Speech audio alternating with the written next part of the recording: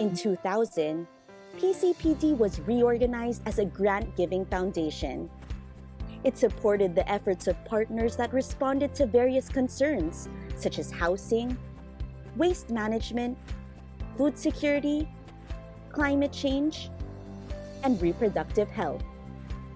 In 2020, PCPD decided to shift from giving grants to becoming a social enterprise.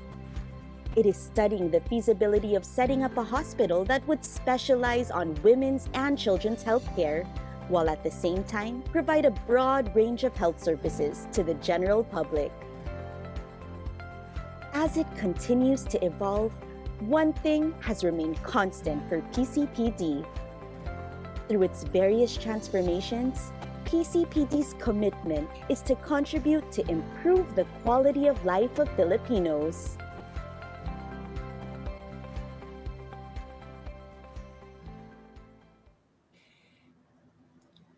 Hello. Magandang umaga po sa inyong lahat and welcome to the PCPD webinar series on food systems and nutrition. We have a long program and an exciting one because we have a sterling panel here of speakers and resource persons. We will be opening this webinar by introducing first to you, I am Marilen Dangilan. I am the Executive Director of the Philippine Center for Population and Development. And my co-moderator here is Dr. Cecilia Acuin of the Philippine Association of Nutritionists. In this webinar, our topic is Nasaan ang solusyon sa malnutrition in this country? And we have certain house rules before we go on with the webinar. We would like you, when you ask questions, to please, use the Q&A or the chat box. Don't raise your hand because it doesn't work. And also, we will be having all the speakers talk, and then the Q&A will be held after. Also, we would also like to tell you that this is going to be live streamed on the Facebook post of the Philippine Center for Population and Development, as well as on the Swilig Family Foundation and the Philippine Association of Nutrition. Okay, for our opener, Ms. Brenda Barton, the Country Director of the UN World Food Program, will be opening this webinar. But before she opens this, I would just like to add something to introduce her to you. The UN World Food Program was awarded the Nobel Peace Prize. Take note, this is the Nobel Combat Hunger for its contribution to bettering conditions for peace in conflict-affected areas and for acting as a driving force in efforts to prevent the use of hunger as a weapon of war. That's why it won. It was awarded the Nobel Peace Prize in 2020. And country director of the UN World Food Program in the Philippines. Before this, she was the country director of the World Food Program in Sri Lanka for 5 years. Her expertise is in the fields of food security, nutrition, and food systems, as well as in communication and mobilization. So, drawing on her 30-year tenure with World Food Program, Ms. Barton spearheads World Food Program's portfolio of activities in this country that's worth 48.5 million US dollars to improve food security and reduce malnutrition.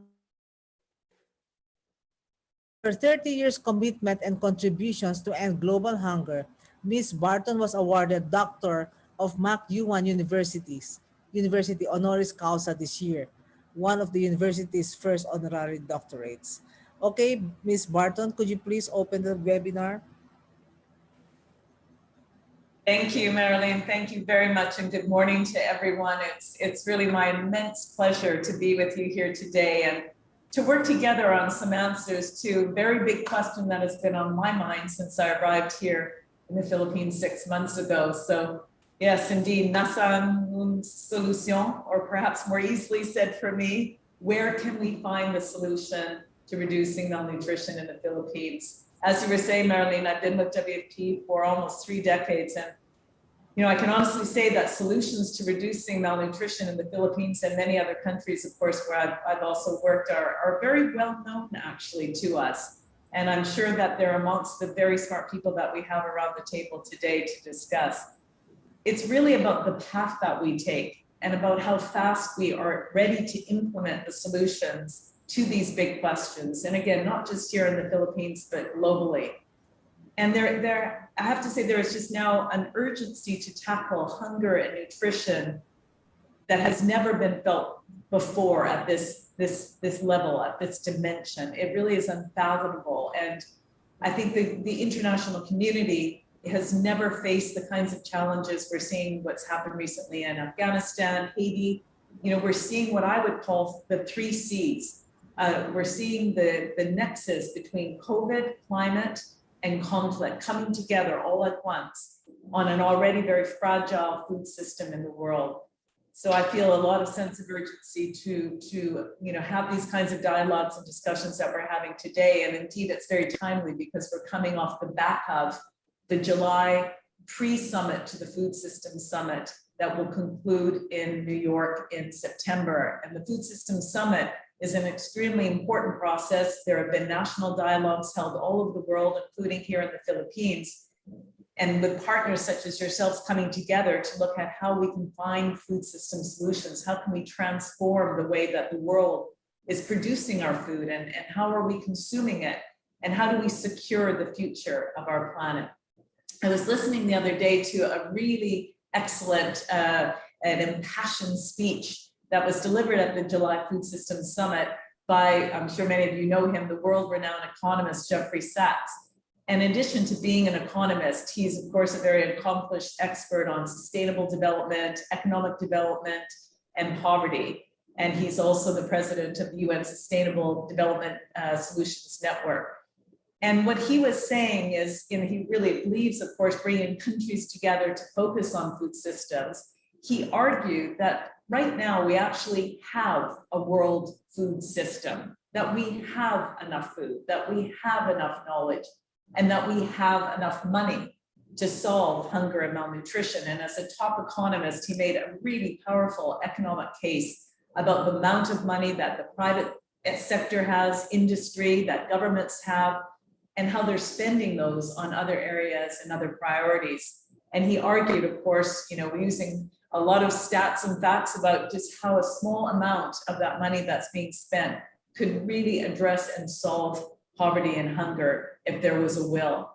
He ended his speech talking about the amount of money that some 2,700 billionaires possess. And he told the 3 billionaires who are planning to go into space to, yes, go there, but to leave their money here with us on Earth. So it's a great, I'd be happy to share the link to it. I think it's really worth listening to it.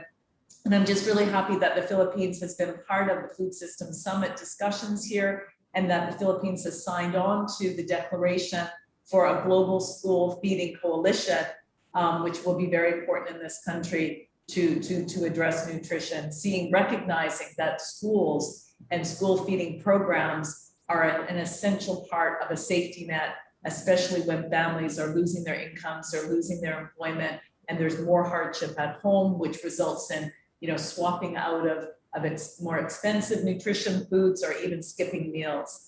I think we really don't know what the impact is at the household level right now of COVID, and that keeps me personally up at night. So here in the Philippines, WFP is doing a lot of things, and you'll hear from my colleagues today. We really do believe that malnutrition is a silent pandemic, and it is taking its toll on the population.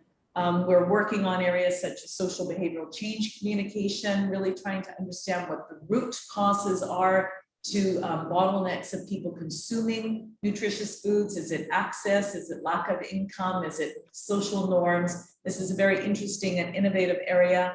We're also working with smallholder farmers, trying to link them into social safety net programs like the school meals. We call it homegrown school meals, whereby there's an assured market for farming communities and of course more income. And then that can translate into more nutritious and fresh foods being given as part of school meals programs. So that's something we're in particular working on in the Barm area. And then of course, anemia is a huge issue. We know that in this country, 13% of children below 5, almost 20% of school-age children, as well as 1 in every 10 women of reproductive age are iron deficient. So again, I know Dr. Barba will talk about that quite a bit, about the iron deficiency and how really in the whole life cycle approach to nutrition that needs to be addressed. And I think it's a great example of how the Philippines is on the leading edge of having a solution. I was so pleased when I came here to learn that there is the right legislation in this country on iron deficiency, the 1952 mandate that all food should be fortified, and that's supported by the fortification law that followed in 2000. These are crucial milestones. And so the legislation is there, but what about the practice? So this is, again, I'm sure some of the conversations that you'll have today, recognizing that only 2% of Philippines' national rice supply is fortified, when every Filipino is consuming about 325 grams a day. So it's really a missed opportunity.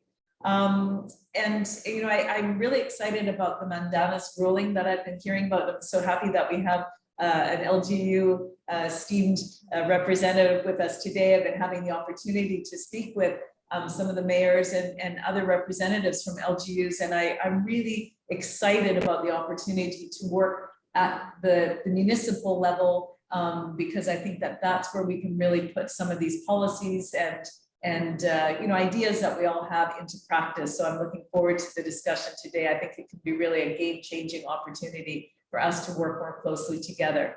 So I'll just end by saying again, thank you very much for having me part of this very rich discussion. And again, this very large question being posed today about where we can find the solution. I really do think the solutions are within the reach of all of us, and that they will emerge in the discussions that we have today, and that we can work collectively with deep commitment to solve this very solvable problem. Thank you. Thank you very much, Brenda. Thank you. You know, we have 60 speakers, and so please hang on and stay with us. Our first speaker is Dr. Martin Pareño. He is the Program Policy Officer of World Food Program Philippines.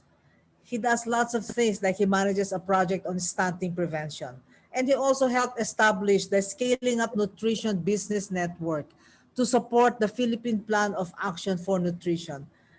He is also a part of various working groups that are developing national policies and guidelines related to food security and nutrition. Then the next speaker will be Dr. Corazon Barba. Dr. Barba's life is in nutrition. She is the Professor Emeritus of the Institute of Human Nutrition and Food of UP Los Baños. She is also a nutrition consultant of the World Food Program Philippines and a technical advisor of the Swilig Family Foundation. And at one time, she was director of the Food and Nutrition. Dr. Barba, Undersecretary Rosemary Edilion will be speaking. She is presently the Deputy Director General for Policy and Planning of the National Economic and Development Authority. She joined NEDA in 2012 and brought with her new methods in planning owing to her vast experience as a long-time PhD in economics from La Trobe University in Australia and advanced degrees in both economics and statistics from the University of the Philippines. And oh, by the way, she's also one of PCPD's regular members. Then after Yusek Edilion, we have Assistant Secretary Azucena Dayanghirang, who is also a medical doctor. She is the Executive Director of the National Nutrition Council. She is the government's focal point in Scaling Up Nutrition Philippines and a member of the Executive Committee of the Global Scaling Up Nutrition Movement, representing Asia and Papua New Guinea. Before this, she was the Provincial Health Officer of the Provincial Nutrition Officer of Davao del Sur from 2008 to 2016. Then after ASEC Dayanghira, we will hear from Mayor Cielo Crisel Lagman Luistro, who is the first woman mayor of the city of Tabaco. Born to a cause-oriented family, it is not surprising that her career is in politics and public service. Having served in local government and as representative of her district in Congress, and as mayor, nutrition has always been a top priority for Mayor Lagman Luistro. And after Mayor Crisel, we will hear from Mayor Junaflor Sweet Ceriles of Dumalinao, Zamboanga del Sur, a medical technologist and a businesswoman. She considers herself a community leader, a sustainable agriculture advocate, and an environmentalist. She is also a strong believer in encouraging young people to be involved in environmental protection as the next generation of agri-entrepreneurs. Her strong leadership the DILG Seal of Good Local Governance for 3 consecutive years, from 2017 to 2019. So these are our speakers and resources for today. So we'll call on Dr. Martin Pareño to give the first talk. Martin? Thank you so much, Doc Marilyn, and malusog na umaga sa ating lahat. No, may profound thanks also to the organizer of this conference. So, and likewise, no, good morning to my co-speakers again. So in the next few minutes, I think in the next 15 minutes, I'm going to present to you what is happening at the global community in terms of food security and nutrition, because I think it's very important that we need to understand first what's happening at the global community and try to link this up to what is happening also in the Philippines, particularly in the different parts of the country. But then allow me also to maybe sometime close my camera later on because I'm having some problem with the bandwidth. So forgive me if there will be some interruption or hiccups during the presentation. All right. So the outline of my presentation will only be focused on the three major areas. Number one is the targets, the World Health Assembly 2025, and the Sustainable Development Goal 2030. So these are the two target setting bodies, no? And this is the reason why we are having the SDG 17 targets, and then there are about 5, I think, or 6 more targets that is being looked up to by the whole world by 2025. The second part of the presentation would be indicators of food security and nutrition status at the global perspective. And the third one will be about the trends on food security and nutrition global and in different regions. So particularly with regards to why do we have these different indicators like stunting, anemia, low birth weight, and why are there indicators that we need to achieve by the end of 2025? Well, first and foremost, it is because of the World Health Assembly. This is the decision-making body of the World Health Organization based in Geneva. And they are focused mainly on health agenda prepared by the executive board. The major functions are definitely developing policies, appointing the director general, and supervising financial policies and issuances, and review and approve the proposed program project. So part of their work really is to look at where is the world right now? What's hindering us from achieving a healthy human capital? So that's why they look at what are the common problems and issues in all of the other countries in the world. And in a few years back, they assembled and look at the common targets that should be achieved, hopefully by 2025. And we still have 4 years more, right? The first one is reducing childhood stunting by 40% from the baseline. When you say baseline, this is based from the 2016, perhaps, or 2020. And then the second one is the reduction of anemia by 50% from the baseline. The third one is reducing low birth weight by 30%. No increase in overweight, an increase of exclusive breastfeeding by 50%, and to reduce childhood wasting by less than 5% by 2025. But I guess countries in the world right now are struggling mainly because of the impact of COVID-19 last year, which is still lingering up to now. The second body that developed those indicators is what we call the United Nations General Assembly, and they're the ones who developed actually the Sustainable Development Goal. The Sustainable Development Goal is for the next 15 years that began in 2016 up to 2030. And this is actually the offshoot also of the Millennium Development Goals. Remember, the MDG started off in the year 2000 and ended up in 2015. But the Millennium Development Goal was basically for countries which are developing. But for the SDG, this encompasses all the countries in the world, regardless if you are developing or fully developed country. So they developed these 17 Sustainable Development Goals, and one of which actually is SDG number 2, that looks at zero hunger. And within that SDG, it also has 5 indicators or targets by the end of 20 that we should uh, reach by 2030. And number 1 is ending hunger and ensure access. The second, which I love most, is ending all forms of malnutrition, particularly among the pregnant lactating women and children. The third is doubling the agricultural productivity and incomes, particularly of the small-scale farmers. The fourth is ensuring sustainable food production. And lastly, biodiversity. So these are 2 target-setting bodies, and that's the reason why we are having this kind of indicators that all of the countries in the world are following right now. Now, looking at what's the difference between the 2025 target and the 2030 target, basically they are just the same.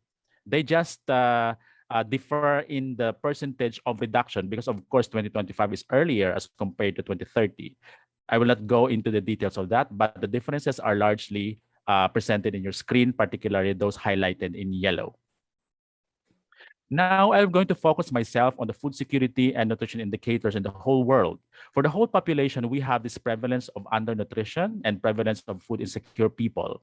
For children aged 6 months to less than 5 years, let's focus ourselves on stunting, wasting, overweight, and obesity, because this is also the same problem that we are currently experiencing right now in the Philippines. The third one is for children aged 0 to less than 6 months, looking at low birth weight again and exclusive breastfeeding. Among the adult, let's focus on overweight and obesity. And the last one on anemia among the women of reproductive age, between 15 to 49 years old. Now let's look at what is happening with regards to the prevalence of undernourishment in the whole world.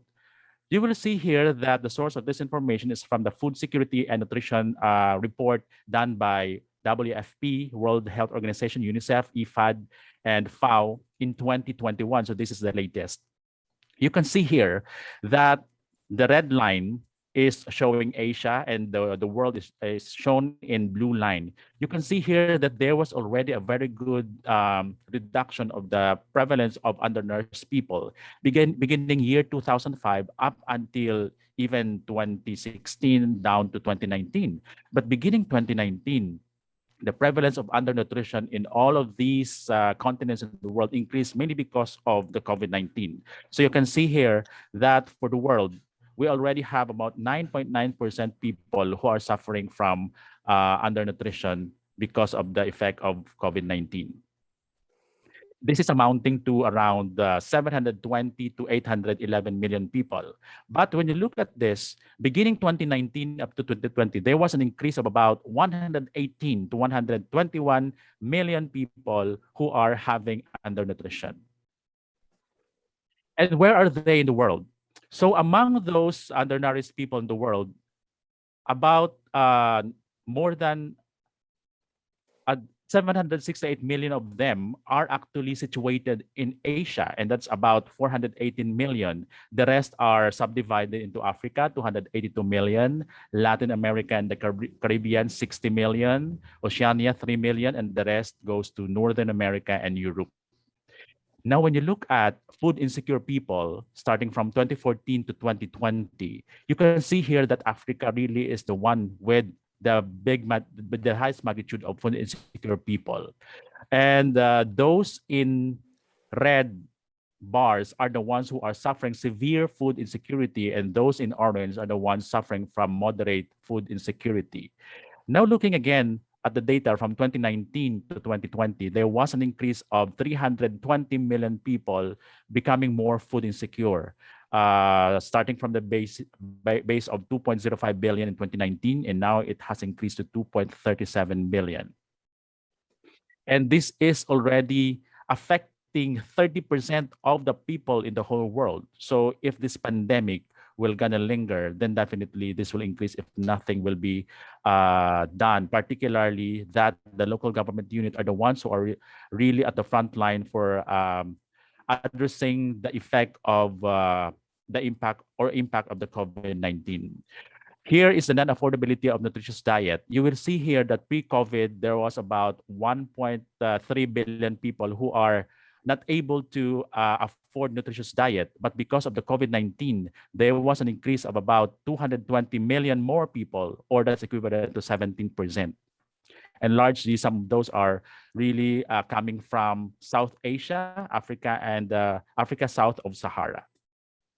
Now let's look at the new thresholds. This is actually the standard for identifying whether the stunting or overweight or wasting prevalence in each country is very low, low, medium, high, and very high. And this is very important, particularly for the local chief executives to understand this, because those figures are very meaningful and would guide us later on how to properly develop our strategy and program plan in addressing the food insecurity and malnutrition, because stunting, overweight, or wasting are just the product of food insecurity.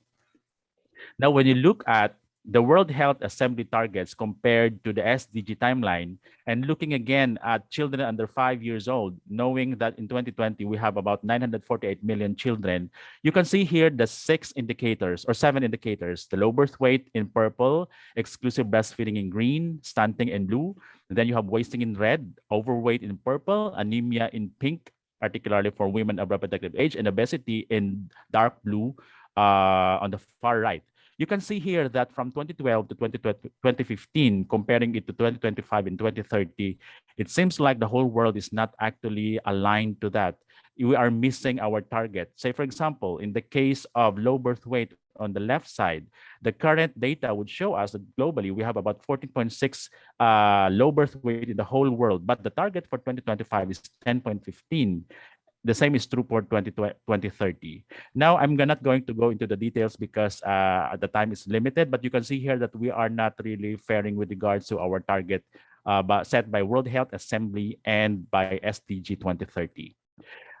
Here, for stunting, this 22% as of 2020 is already equivalent to 149.2 million children affected globally. Next is wasting, 45.4 million. And the third one is overweight by around 38.9 million.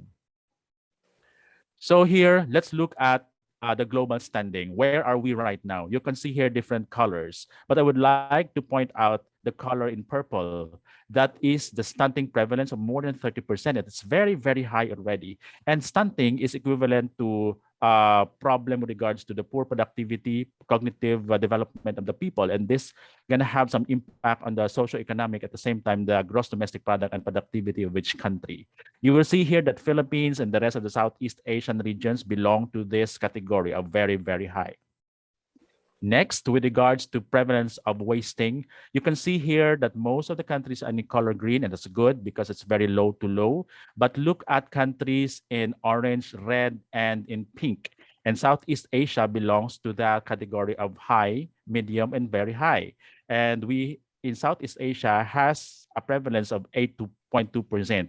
Globally, we have 6.7% wasted children. Next is on overweight. You can see here that majority of the countries in the world are in color green, and that's good news because meaning to say most of the countries belong to very low to low prevalence or category, and Philippines is part of that. And I think the only one with the highest or very high prevalence are those in northern part of Africa. And this is usually the problem of developed countries. For underdeveloped countries, most of the problem is undernutrition. Now, what are the main drivers on the recent food security and nutrition trends? Why do we have that? And why aren't we getting through the targets? Because in the last 10 years, from 2011 to 2021, the frequency and intensity of this climate variability, conflict, extremes, wars, economic downturns have increased significantly. And it's because of the COVID-19 pandemic, which has a major effect on the socio-economic productivity of each country that resulted to the increase in hunger, and increasing the different forms of malnutrition as well, particularly in low and middle income countries like the Philippines. The third reason is There are multiple drivers for food insecurity, and majority of these undernourished people live on those areas. And lastly, the different drivers, like for example, the external, particularly climate shocks and conflict, and the internal ones, say for example, low productivity, inefficient food supply that resulted to increased cost of nutritious diet and affordability of those type of diet that resulted to food insecurity, and of course, the increasing prevalence also of malnutrition, particularly in the Philippines. So with that, thank you so much. I would like to end my presentation here. Over to you, Dr. Marilyn. Good morning, everyone. Maraming salamat, Doc Martin. This is Cesa Queen. Magandang umaga po sa inyong lahat. Kami po ay mula sa Philippine Association of Nutrition na kasama rin ng PCPD dito sa webinar series na ito. So maraming salamat again, Dr. Martin, for summarizing for us the global situation as well as the global targets that it seems that we are all missing. And to place those targets and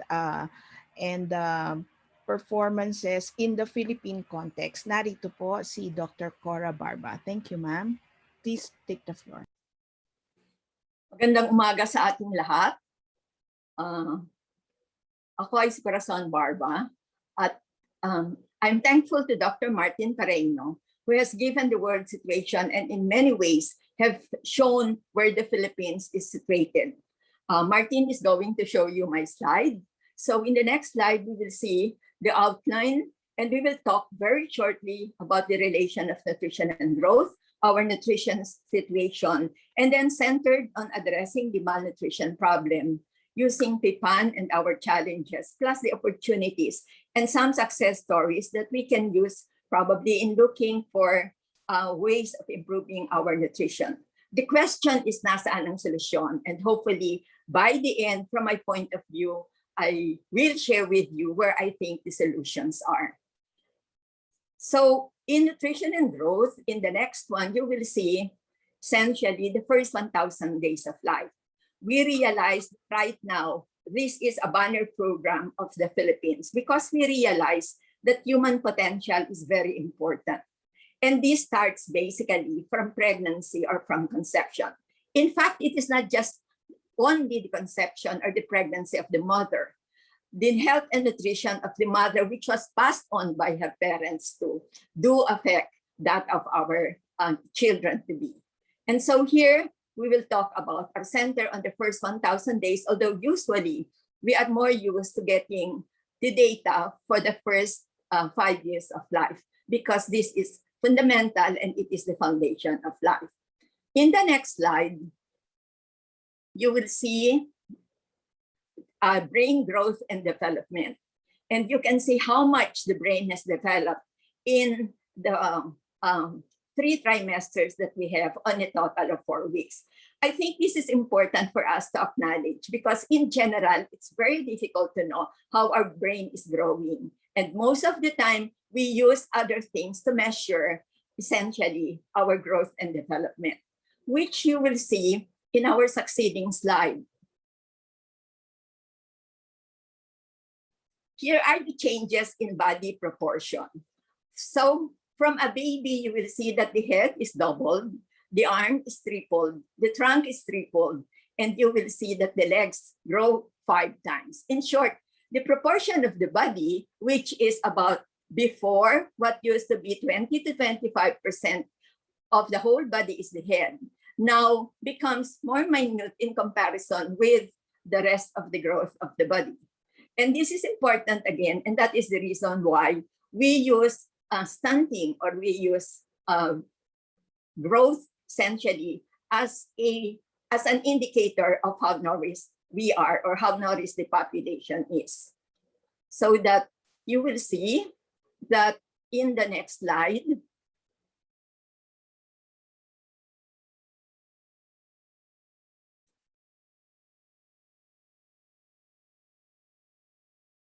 length and height has been used as proxy indicator. as I've indicated, because we really do not see what is happening in the brain. But in the next slide, you will see essentially how the different parts of the body grow. And this will give us an important understanding of the different body tissues and how they grow.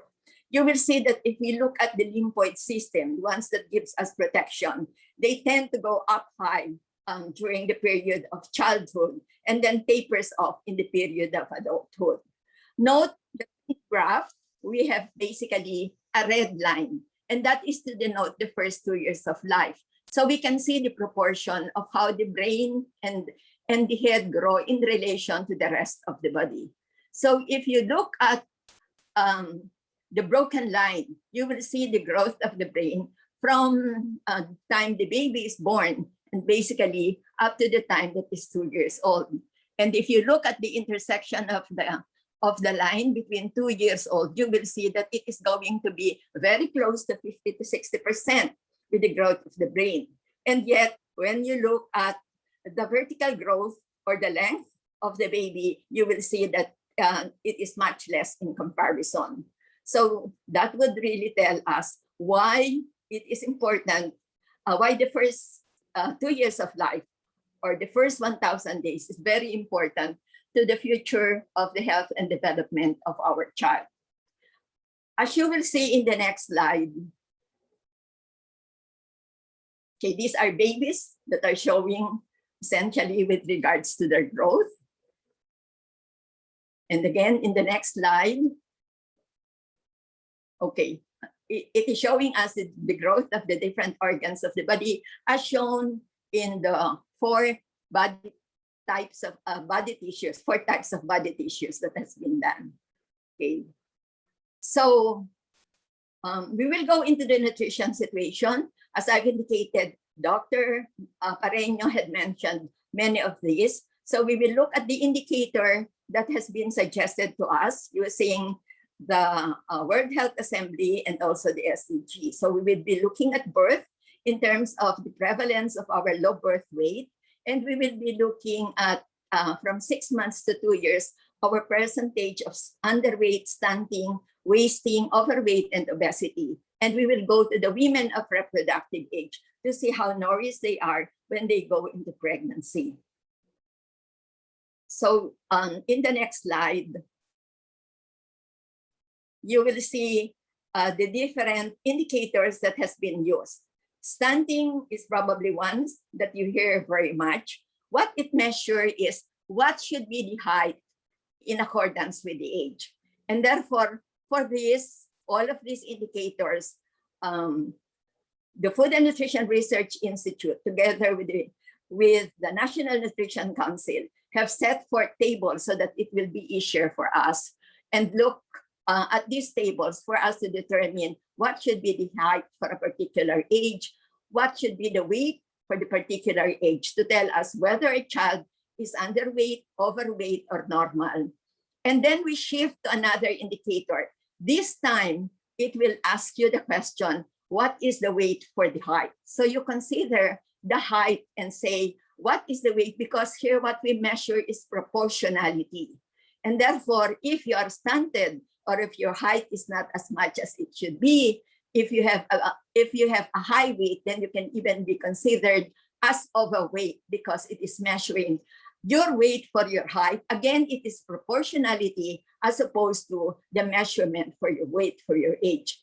Most of these data are given to us by FNRI, who does the National Nutrition Survey every 5 years, except in 2018, 2019, and supposedly 2020, they have decided in response to the clamor, particularly of the provinces, the local government units, that it should be more on the provincial level and not on a regional level, because it's very difficult to do this aggregation. So since we know that regions are composed of provinces and the level of the provinces are not at all the same, and therefore they would like to see their own data, despite the fact that our provinces, our barangays, our municipalities do collect their own data.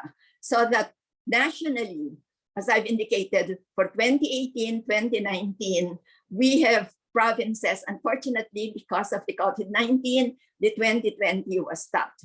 But right now, they are starting to do a survey again. But of course, that's going to be totally different from the 2018 and 2019, given the pandemic situation. In the next slide, you will see basically some of the data that has, to a certain extent, been discussed by Dr. Martin Pareño. And here you will see that with regards to the data that we have had in 2015, our low birth weight is at 15%. Remarkably, it has gone down from what we had been using for so long, which was 21%. But still, with 15%, we are one of the highest in Southeast Asia, and low birth weight largely contribute to stunting. If you recall, at the end of the MDG in 2015, they have published a listing of 10 countries that would be the highest in terms of stunting and wasting. In those 10 countries, the Philippines is one of them. We rank number 9 in stunting, and we rank number 10 in wasting. And so that would tell us the severity of the problem in our country. In the last survey of the National Nutrition Council, in the lower graph, you are going to see the nutritional situation, basically in terms of stunting, wasting, underweight, and overweight of our children 6 months to 2 years. Again, I chose 6 months to 2 years because, as I have indicated, even if I am very repetitive, it is really the foundation. And therefore, you will see that our stunting is high, and it is over 20%. Dr. Martin had indicated of the changes in the interpretation. If you look at the interpretation in the reports of the FNRI survey, which has been published about 1 or 2 years ago, you will see that it is not ranked high, because before, when you are over 21, that would have been classified only as medium. They would have considered basically high as over 30% and 40% as very high.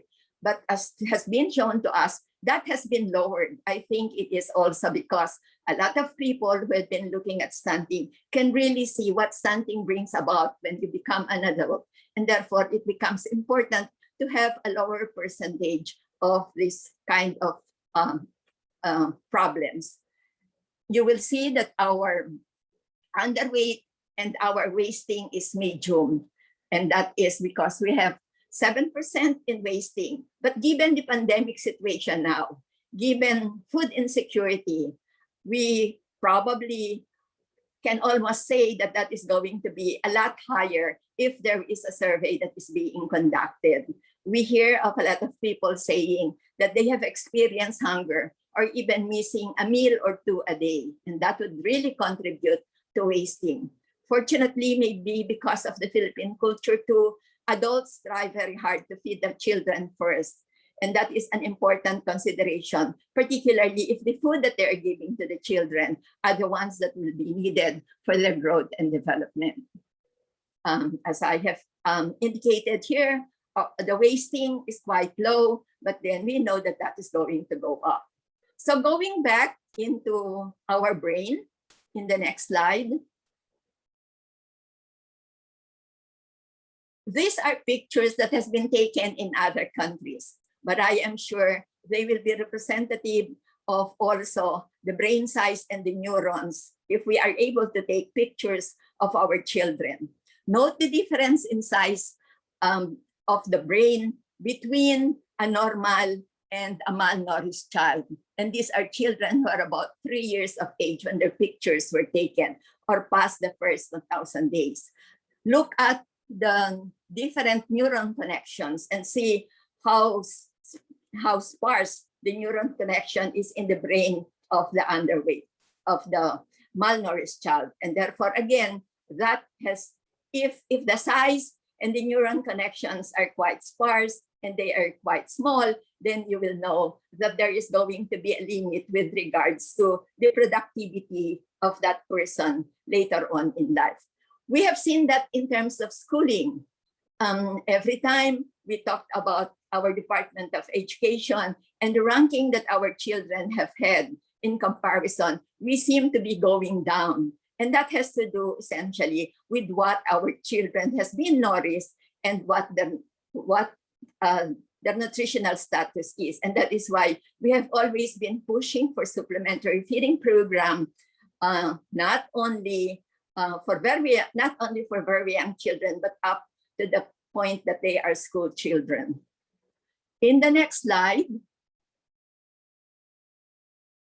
you will see the nutritional status of women of reproductive age. Note essentially how undernourished our teenage pregnant women are. The extent of undernourishment is almost 2 times as much as that of the adult pregnant women. Again, this has implications on the baby. So most of them do produce also low birth weight babies. And if you look at for lactating mothers, one of the things that we have noted is the lactating mothers seem to be overweight, and that is going to be a problem later on also in life because of the non-communicable diseases that are related to it. So hopefully programs are being in place now to help those who are malnourished or undernourished, pregnant and lactating women. But at the same time, we have been doing a lot of nutrition education and nutrition counseling towards those who are overweight and overnourished. In the next slide, you will see how we are addressing malnutrition. And this is basically one from the national government that hopefully will be going down to the local level. There are many things that we are doing, but let me center on the Philippine Plan of Action of Nutrition. The Philippine Plan of Action of Nutrition 2017 to 2022 has been crafted prior to 2017. And it gives us the directions, it gives us the programs, it gives us all the possible solution on how we can decrease our malnutrition problems. This has been cascaded, hopefully, from the national to the local level. The national have sponsored a lot of regional training programs so that the Philippine Plan of Action of Nutrition will be understood in the local level. And the regional people have gone down to the provinces and hopefully to the municipalities and to the barangay, basically to make sure that they are understood. It gives us essentially nutrition-specific programs, nutrition-sensitive programs, and enabling mechanism of how to do this. But the whole question probably would be, has all of this really been cascaded up to at least the municipal level so that our mayors will have a guiding book with regards to what can be done? There are many challenges, having been a participant of many of these meetings and many of these training programs in trying to cascade this to the local government. First, I think one of our problems in the training program is when it is a national training program, usually it lasts for 5 days. And there are many speakers and there are many sessions where you can brainstorm and think of what has to be done. When it goes to the regional, it becomes 3 days because I would imagine a lot of people are busy. But then when it goes into the municipal level, when it goes to from the province to the municipal level and probably even to the barangay, sometimes it is abbreviated into 1 day. And obviously a lot of things has been lost. And there are many challenges essentially when we do our planning. We will have to look at our data statistics, our program integration, and the leadership that we have. We have I have chosen a few concerns with regards to this. I am sure those of you who are listening, particularly our BNS and our BHW, can add more to the challenges that I am going to mention, because you are in the forefront and you know what is happening. But think in terms of our data statistics. What is the quality of our data statistics? How do we do the interpretation? Think of the problems that we have in the integration of the programs. Each of the province, each of the municipalities do have representatives from different agencies. But we know that we are devolved, and therefore they are all under the governor or all under the mayor. But some of us seem to be isolated, and we think in terms of our own departments. For example, if I am in agriculture, I think of what the National Agriculture or the Department of Agriculture would be telling us. Fine, it gives us the guidance, it gives us the guidelines, but we will have to look at our own solution. We will have to look at our own resources, and we will have to look at the services that we have, and we have to make sure that it is integrated with the different sectors that is present in our area or in our municipality. And then we will have to think of the leadership coming from the governor, coming from the mayor, coming from the board members, and even coming from the executive sectors, essentially, of that particular area. And sometimes we always talk about insufficient resources and allocation, and our services are not integrated. So we have a lot of challenges, but the challenges are something that we can work out.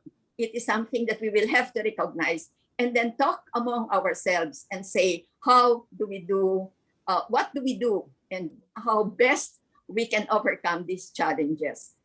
In the next slide, you will see the PPAN. I am sure Assistant Secretary Dayang Hirang is going to talk more about this, but I would just want to give an overview. So our Philippine Plan of Action 2017-2022 in general looks like this. It is anchored on the Sustainable Development Goals. It is anchored on the Philippine Development Plan goals. And therefore, it is planned in nutrition because we want to make sure that we are able to reduce stunting, wasting, underweight, and we want to make sure that we are able to manage our overweight and obesity. In short, we want to make sure that all malnutrition is reduced or brought down to a very low level. And in doing this, we have sub-outcomes into looking at birth weight, the nutrition of our pregnant women, essentially looking at exclusive breastfeeding, improving complementary feeding, and in general, improved food intake. This is the plan that basically integrates nutrition into the other sector, and it talks about 8 nutrition-specific programs. These 8 specific programs particularly are anchored on what can be done, mostly within the purview nationally of the Department of Health, so that we have micronutrient fortification, we have dietary supplementation. We basically do have a lot of programs that will really talk with regards to the reduction of our malnutrition. In addition, we do have the nutrition-sensitive programs. And in the nutrition-sensitive programs, we realize that these are done by the other agencies, but we will have to make sure that they are sensitive in nutrition. For example, if you are from agriculture, giving away seeds is always a function. But how do you make that nutrition sensitive? Shouldn't you know what are the problems and therefore what kind of seeds would you give? Anemia has been touted as a problem in the Philippines. So when you give and select plants that will be grown, shouldn't we look at the sources of anemia? Or essentially, depending upon the problem, I think like, even if that is not the trust of the Department of Agriculture, because your problem is a little bit different, I think we should make sure that we are able to address our problem and not just take hook, line, and sinker, essentially what has been given to us. But what is important is that we are able to integrate with the other agencies so we will have an integrated program answering to the needs. So what do we do? Ano pa ang ating pwedeng gawin for us to improve what is being done now? Siguro, One of the things that I am impassioned with is data quality. And I think I am known for this. In fact, a lot of people do not like whenever I talk about the Operation Timbang. But I am forced to do this because I would like you to answer the question, why is there a big gap when we compare the Operation Timbang in the different localities with the national results of the national survey of the FNRI? Sometime years ago, I looked at the data of the OPT. Essentially, I took one province per region and then compare it with the NNS. If you look at province A, according to their OPT then, their problem in underweight is 2.05. I chose underweight because it is the easiest indicator to do, getting the weight for the age of the child. Basically getting indicators for stunting is a little bit difficult because it's more difficult to measure height than it is to measure weight. But look, they said their problem is only 2% prevalence of undernutrition. But if you look at the FNRI, it is 13.2. So that is 600 times. Here they're saying we have only 2 out of 10 children. FNRI saying, no, it's not even 10 out of 10. There are 13 children, basically, essentially, that are having problems. And so, again, when we look at, then I decided to look at the 2018 and 2019 of the OPT. And the trend, as you have probably noticed earlier, is also the same. Nothing has changed. The reports in the local governments are basically quite low. So again, if you look at this, it would look like our problems that we have had and we have said that we should basically improve our OPT has not really changed that much, that now they are still collecting. In fact, last night I looked at the data of the OPT for stunting, and I was very much surprised that almost all of the provinces basically are. I'm sorry, I've lost my slides. Almost all of my actually, with regards to that, I've seen that essentially almost all of the provinces are below 20%, when actually the data of the FNRI is higher. In the next slide. Dr. Barba? Yes, I have to end. Okay. Yes. So in the next slide, you will see essentially program integration. So what we are saying is it is essential that we integrate the program. It's essential that we bring it down to the community, that we have common targets, and we work basically not only on food per se, not only on hunger, but even improving livelihood, income, and wage. I talk about integrating nutrition into the other sector. We as nutritionists will also have to integrate the concern of the other sector. In the next slide, you will see essentially that leadership is very essential. So we need leadership from the national down to the municipal level, down to the barangay level.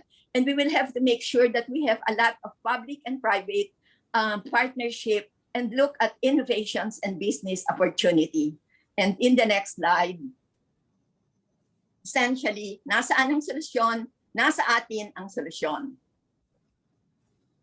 So again, looking at the cascading, we will have to make sure that the PPAN is cascaded. We will have to make sure that our city, municipality, and barangay look at their own problem and select from the array of what has to be done, what they should do. And in the next slide, So there are many opportunities now. I think we are very lucky in nutrition. The Interagency on Task Force on Hunger, we have a national food policy. Even in the UN Food System Summit track, all of the tracks and the 15 action areas do talk about the concern for nutrition. So let us take this opportunity, let us work more and make sure that we change the nutrition scenario in the Philippines. Thank you. Thank you very much. Thank you, Dr. Barba. Okay, we go straight to the next speaker.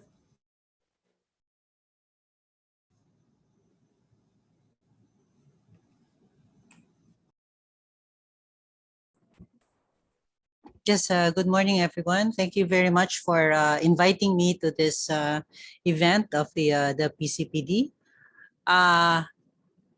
May I be able to share my screen, please? Okay. I just would like to confirm that you're able to see my screen. Yes, ma'am. Thanks. Okay. Thank you. Okay. So actually, I was asked to present those what NEDA is doing towards nutrition. NEDA, as you know, is not an implementing agency, but we do have a hand in shepherding the formulation of the Philippine Development Plan and providing assistance to those coming up with sectoral plans. Wait a minute. Why is it just a sec? Okay. So I've entitled this as Scaling Human Capital Development Through Nutrition, a key strategy towards ambition natin 2040. And this is also the main message of my entire presentation, that we see this nutritional programs as being a key strategy towards ambition natin 2040. And therefore, I need to go back, rewind muna, what is ambition natin 2040? So first of all, we started off by being very clear as to what is our motivation for all these things that we are doing.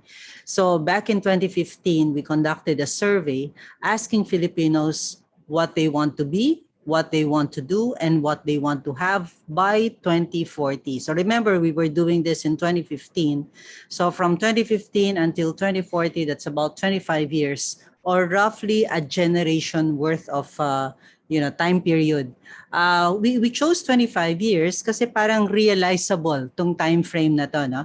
So it would be almost like parang iisipin mo lang kung kasing edad ka ng magulang mo. Kung ano yung narating ng magulang mo, kunwari ganyan kang edad sa magulang mo, ano yung gusto mo na na narating mo na what you have been, what you have been able to do, and what you already have by this time, by the time that you get to your parents' age. So yun yung naging basihan ng framework.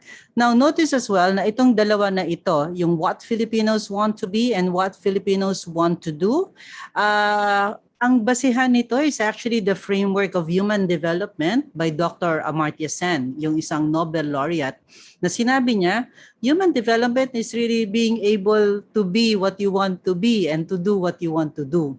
So, kailangan muna namin malaman, okay, so what do you want to be and what do you want to do?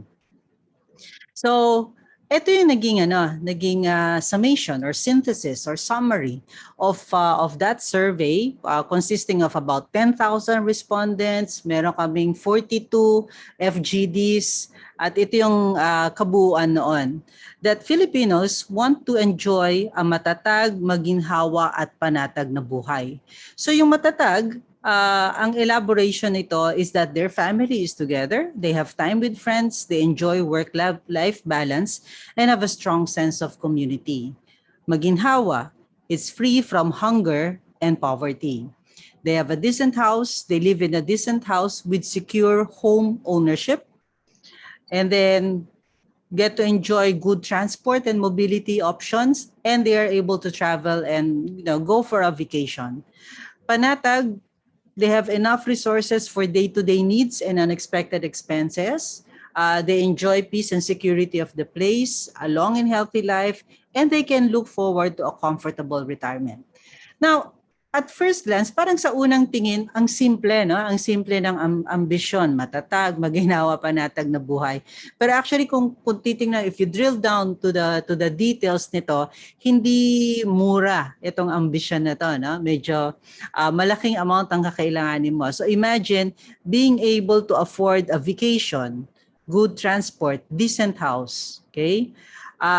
But at the same time, meron kang savings, okay? Meron kang comfortable retirement. At the same time, meron kang long and healthy life. So sabihin, hindi na compromise ang iyong health. And you are able to enjoy your time with family, time with friends. Ibig sabihin, hindi yung trabaho ka ng trabaho, no? So what this means is that mataas ang returns for labor. Ito yung tipong isang kahig, maraming tuka. Okay, that is why you are able to have time to spend with friends, time to spend for travel, vacation, and at the same time, nakakapag-ipon ka pa. So, two things must happen here. One, you need to have a good job that pays you high returns. And number two, we need to come up with more competitive or, na mga innovative ba na industries such that yung cost of living natin mapababa, yung cost of being able to enjoy these goods and services maipababa natin so that we enable more Filipinos to be able to enjoy this matatag, paginhawa at panatag na buhay.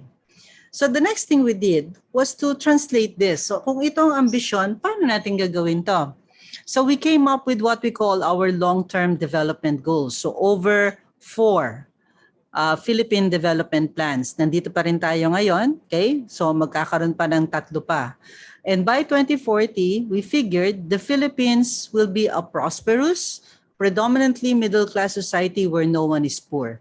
So ibig sabihin, the first strategy really has to be inclusive prosperity. Next, our peoples will live long and healthy lives, be smart and innovative, and live in a high-trust society. And if we are able to come up with policies, programs, and projects along these dimensions, 4 dimensions, then mas malaki yung tsansa na we empower more and enable more Filipinos to enjoy their ambition. So what does this mean? Kunwari inclusive prosperity, by 2040, itong pangarap natin, that every Filipino will live a comfortable life.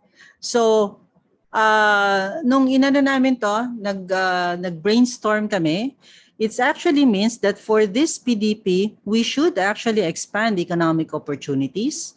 We should increase access to these opportunities and also reduce the vulnerabilities. Okay? Tapos, yung mga susunod na PDPs nito should build on whatever we have the accomplishments dito sa existing PDP. Next, for the long and healthy life, we want that by 2040, every Filipino will enjoy at least 80 years of productive and comfortable life. And so for this PDP, it's about having efficient and effective healthcare systems, universal access to healthcare, and we should really address malnutrition and stunting. So dito, meron kaagad na direkta, na very, very specific na mention of addressing malnutrition and stunting. Kasi kung parang bata ka pa lang, malnourished ka na and you're stunted, then how can you enjoy these 80 years of productive and comfortable life? But we know that there are other things that that are other outcomes that could result from poor outcomes that could result from malnutrition and stunting. For smart and innovative, the ambition is to, the Philippines will be considered a globally competitive knowledge economy by 2040. And so for this PDP, it's about first expanding access to education and lifelong learning, improving the quality of education, promoting technology adoption, and improving that science, technology, and innovation ecosystem. And then sa high trust society naman, we want that Filipinos will live in harmony with a shared identity and brimming with national pride. So under this PDP, it's about having public institutions that are trusted, fair, effective, and efficient justice system, and then greater awareness of Philippine cultures. So balik muna tayo dun sa how did we now, yung mga naisip namin na ano yung dapat foundational, yun ang nakapasok sa Philippine Development Plan. So the goal really under this PDP is to lay down the foundation for inclusive growth, a high trust and resilient society, and a globally competitive knowledge economy. Now, I will not be discussing each and every one of this, no? Pero makita nyo naman na from those long-term development goals, yung tinatawag namin na rainbow connection, makikita nyo kung paano siya naipasok namin dito sa strategic framework of the PDP. Yung malasakit, this is for the high trust society. This is yung pagbabago, this is for the inclusive growth. And then patuloy na pag-unlad is for the competitive knowledge economy. Now, having a well-nourished human capital base is really, we consider it to be a precondition to achieve ambition natin 2040. So, right now, this is the 2020 Human Capital Index, and I'll talk more about that later. Na sa ngayon, ang ating Metro ngayon says that 0.52 ang ating Human Capital Index. This is as of the publication ng World Bank that was released last year actually. So looking at 2020, ang ating estimate, ang kanilang estimate for the Philippines is 0.52. What this means is that a child born in the Philippines today will be 52% as productive when he or she grows up as she could be if she enjoyed complete education and full health. So kung halimbawa ang sinasabi natin na you need health, you need proper nutrition, you need proper education and quality education. Kung halimbawa nakuha mo lahat yan, then that's your 100%. So that's your 1.0. But right now, a child born in the Philippines today, hanggang 52% lang yung pwede niyang ma-achieve. This is on the average. Of course, there will be some na mas mataas dito, there will be some na mas mababa. On average, 52%. But let me get to the details. Ito yung components of this Human Capital Index. First, titingnan muna, probability of survival up to age 5. So, pinanganak ka, what is the probability that you will survive to age 5? So, in that regard, mataas naman tayo. Okay? Nasa mga 0.97 tayo.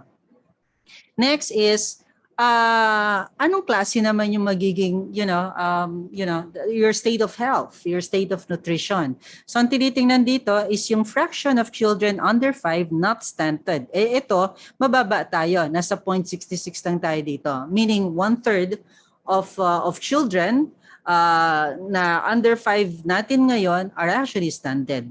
Next is adult survival rate. Looking at yung mga 15 years old, ano yung probability that they will get to live up to 60?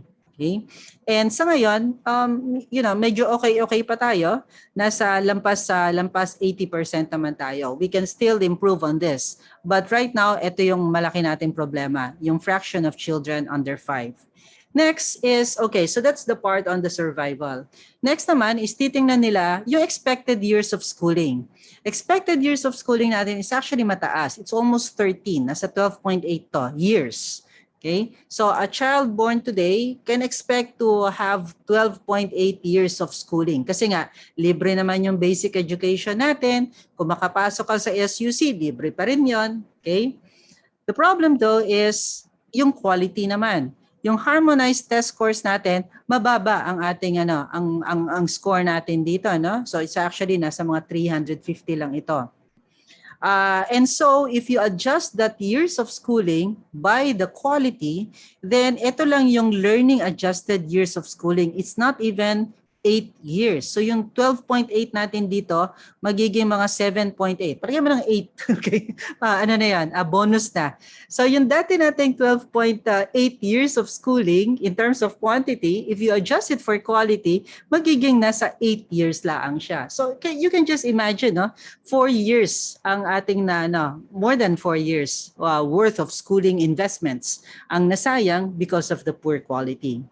Now, kanina, this has already been mentioned by our two previous speakers, no? But especially si Dr. Barba, na really nutrition is highly linked with educational outcomes.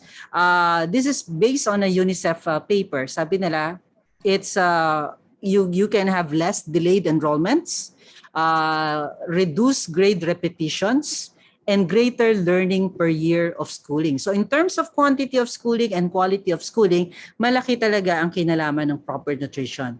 At the same time, of course, a highly and a healthy and an educated population is also more productive. So this one I will no longer discuss, nabanggit na to. This is really the developmental course of the human brain, no? So mas maganda yung naging explanation ni Dr. Cora kanina, so hindi ka na ulitin. Just to say that ito yung naging basehan, no? Kung bakit talaga natin pinursue yung first 1,000 days na nakita natin na yung peak ng development of the human brain. So nakikita nyo dito, so this one is really with respect to yung seeing and hearing, which is actually our primary senses for amassing knowledge, no? Nagpipik siya dito pa. Okay? Dito pa sa mga 2 months of age. Tapos this part here, yung receptive language, okay? Na napaka-importante, communication, nagpipik ang kanyang development at mga 8 months daw. Pagdating dito, this is other cognitive, yung mga higher cognitive functions. Okay? Nagpipik siya at around mga lampas 1 year. Yon. So, ibig sabihin, first 2 years of life, nandun yung pinakamalaking development that you can expect of your human brain. Sure, there will be other development experience of the human brain, pero nandito sana yung developmental years actually. So, and then if you look also at the prevalence of malnutrition natin in children, among children under 5 years old, this one is actually one of I would say malaking na rin to, no? Malaking achievement na rin to ng PRRD administration.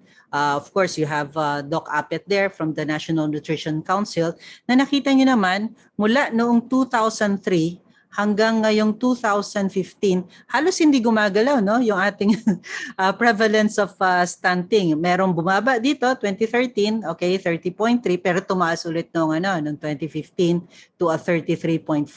And now, nagkaroon tayo ng consistent na pagbaba. 30.3 in 2018 and then 28.8 in 2019. So, I think we can do much better with this, or actually we need to do much better than this one. Pero magandang achievement na ito na 1, bumaba siya, and 2, it's now a consistent na pagbaba nitong metric na ito. This one just shows the prevalence of stunting across the regions, but this was in 2015 pa ito. We still do not have the data for the 2018 and 2019. Now, quoting from the UNICEF study as well, no, sabi niya, if we do not do anything, if we do nothing daw, the cumulative economic loss from undernutrition amounts to about 4.4 billion or roughly 224.4 billion pesos. Ito dollars pala to. Or mga 1.5% of the Philippine GDP in 2015. So, malaking bagay ito, 224.4 billion. So, ito yung breakdown noong kanyang 4.4 billion dollars, no? I-pesos ko na lang, no? Future economic losses due to lives lost, kasi kung stunted ka, mas maigsi ang iyong life expectancy. Okay? So, that amounts to about 34 billion. Future productive potential loss, 158.1 billion. Depressed productivity, kahit na you're working, most probably mababa yung cognitive skills, etc. So you have depressed productivity, and that amounts to a loss of 11.89 billion. And then excess and preventable healthcare utilization of 19.33 billion kasi nga hindi ka healthy. Tapos ito pa yung with respect to productivity, dahil din sa educational cost, yung sinabi ko kanina, delayed enrollment, nagre-repeat, yon dahil sa mas frequent na ng pagkakasakit. Now, let me just proceed to what we have done already, no? Thus far, under the Philippine Development Plan. So ito, nakapasok na dito yung mga policies, programs, and projects under the PDP that have been either legislated, currently being implemented, iba executive action, iba legislative action. So under Human Capital Development, nandito tayo. Yung first 1,000 Days Act. This is really a landmark legislation that we were able to legislate this. This means na kailangan siyang may programa ang Department of Health, may programa lagi ang National Nutrition Council at may budget dapat na pinaglalaanan to for this first 1,000 Days Act.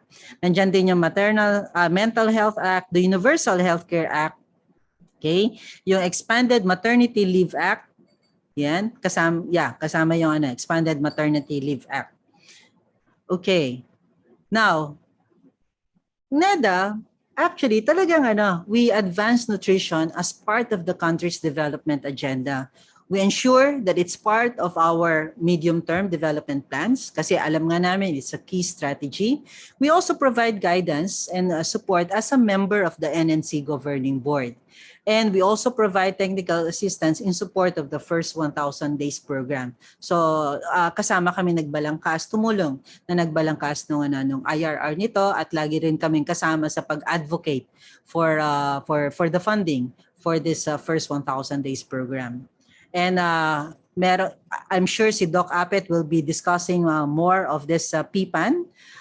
Na yung PPAN na yon is actually talagang aligned siya with the PDP, with the Sustainable Development Goals, and of course, ultimately, the ambition natin 2014. It talks about nutrition-specific and nutrition-sensitive programs, but I leave this to Doc Apet to discuss. And just to bring home the point that we really need the LGUs and the local chief executives. They have a crucial role to play here in attaining nutrition targets. Itong nutrition, itong mga nutrition projects na to, programs na ito, talagang man-to-man guarding ang kailangan mo nito no? Hindi siya pwede nang, you just make a policy and then that's it, no? Hindi talagang kailangan mo ng delivery at on the ground talaga. So you really need the full cooperation of the LGUs and the local chief executives. Now, under this PDP, under this pandemic, what we have done as well is to update the Philippine Development Plan. And under this updated Philippine Development Plan, ang medyo may konting tweaking lang to, no? Na it's now towards having human capital development towards greater agility. Yun na yung chapter 10. And it's still the same guaranteeing quality nutrition and healthcare interventions at all life stages. But this time, we want to make sure that even with the pandemic, nagtutuloy-tuloy pa rin tong interventions na to. And for this, we are really very grateful to Doc Apet and the National Nutrition Council because they have made sure that yung interventions natin on nutrition services, are actually continuing even during this pandemic. So I just would like to say as well that at the same time that we are focusing on nutrition, malnutrition, stunting, undernutrition, meron ding mga overweight, we also need to make sure that our population management programs are also on the right track, no? Importante rin to improve our yung investment natin, resources natin for human capital investments. And we just would like to point out that this is still 2015. Now, with respect to the 2015 age population pyramid population age and population pyramid, parang hindi pa rin tayo nagbabago, no? Na may konting change. But this is actually what is the demographic transition na sinasabi. Thailand, South Korea, in 2015, actually, papunta na sila sa aging. Thailand is we think is still in the stage 2.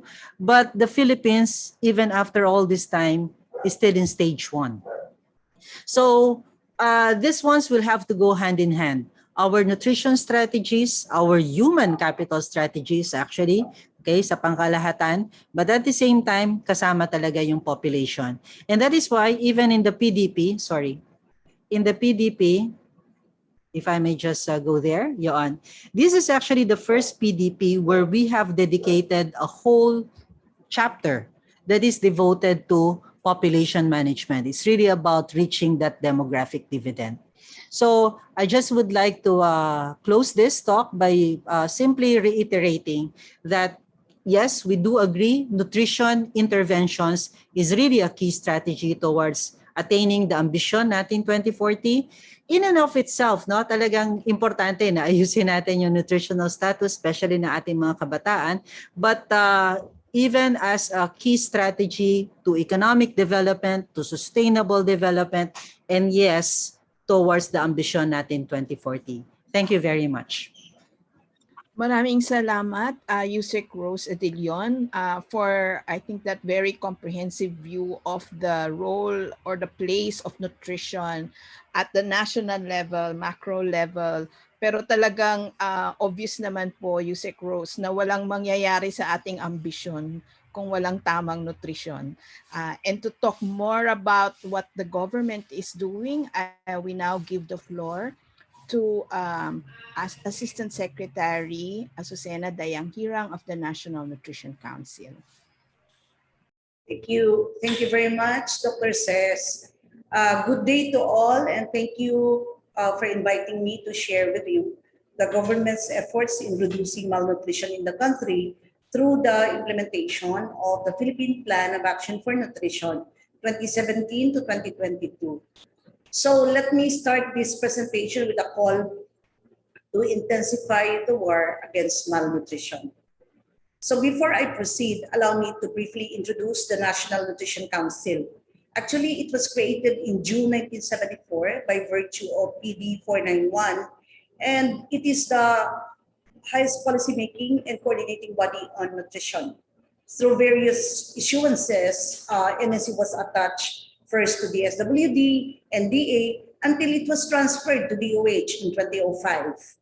The council is actually composed of 10 national government agencies and 3 non-government organizations with the Department of Health as chair and the Departments of Interior and Local Governments and Agriculture as vice chairs. The mandates of NNC are as follows. 1 is to formulate the national food and nutrition policies and strategies. 2nd is to coordinate the national food and nutrition program. 3rd, to coordinate funds for nutrition.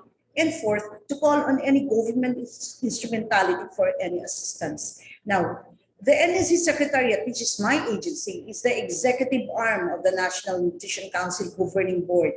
As NNC Secretariat, the functions are 1, to advise the board on nutrition policies and program matters. 2nd, to recommend a comprehensive food and nutrition policy. And 3rd, coordinate with government organizations and non-government organizations for nutrition program management and resource programming. 4th, initiate the formulation and develop measures to improve the implementation of the Philippine Plan of Action for Nutrition, or PPAN.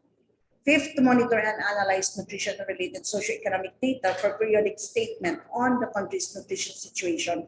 6th, monitor and evaluate the PPAN. 7th, to develop and implement a comprehensive advocacy, information, education strategy for the PPAN.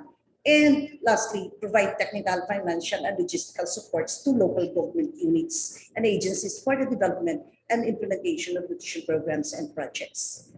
So, the NNC is also a member of the Interagency Task Force on Zero Hunger and the lead of the Technical Working Group of Key Result Area 3 on securing nutrition adequacy. Programs, projects, and activities under this KRAI are based on the existing Philippine Plan of Action for Nutrition 2017 to 2022. Now, a quick look at the nutrition situation in the country, although this was already discussed on the 2019 Expanded National Nutrition Survey of the Food and Nutrition Research Institute, and the June 2021 Social Weather Status Survey showed that the following information. 5.8%, about 685,000 children under 5 are wasted or thin. And then 28.8%, or about 3.4 million of children under 5 are stunted or short for their age. Now we also have problems in micronutrient deficiencies and vitamin A, iron, and iodine among children under 5. Well, obesity also exists among children at 2.9% prevalence, affecting 350,000 children under 5, and among adults at 36%, or around 20 million adults. Now, the expanded National Nutrition Survey also reported that 8% of adults have chronic energy deficiency. And the 2020 Rapid Nutrition Assessment Survey, or the ARNAS of the Food and Nutrition Research Institute, reported that 64.1%, or about 16 million households, experienced difficulty in accessing food during the pandemic. And this is an increase of about 21.9% from pre-pandemic rate of 42% in 2019. Now, the results of the June 2021 SWS survey on hunger reported that 13.6%, or an estimated of 3.4 million families, experienced hunger.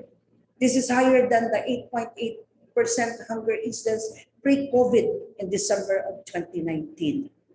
So what is NNC doing to address all forms of malnutrition? Now, this slide shows the framework utilized by the National Nutrition Council to improve the nutritional well-being of Filipinos, which is the Philippine Plan of Action for Nutrition 2017 to 2022.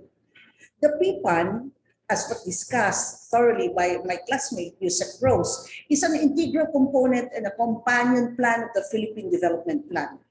Its societal goal at the topmost part of the framework is to contribute to the targets of Ambition 2040, the Philippine Development Plan, and Sustainable Development Goals, and other international commitments of the Philippines.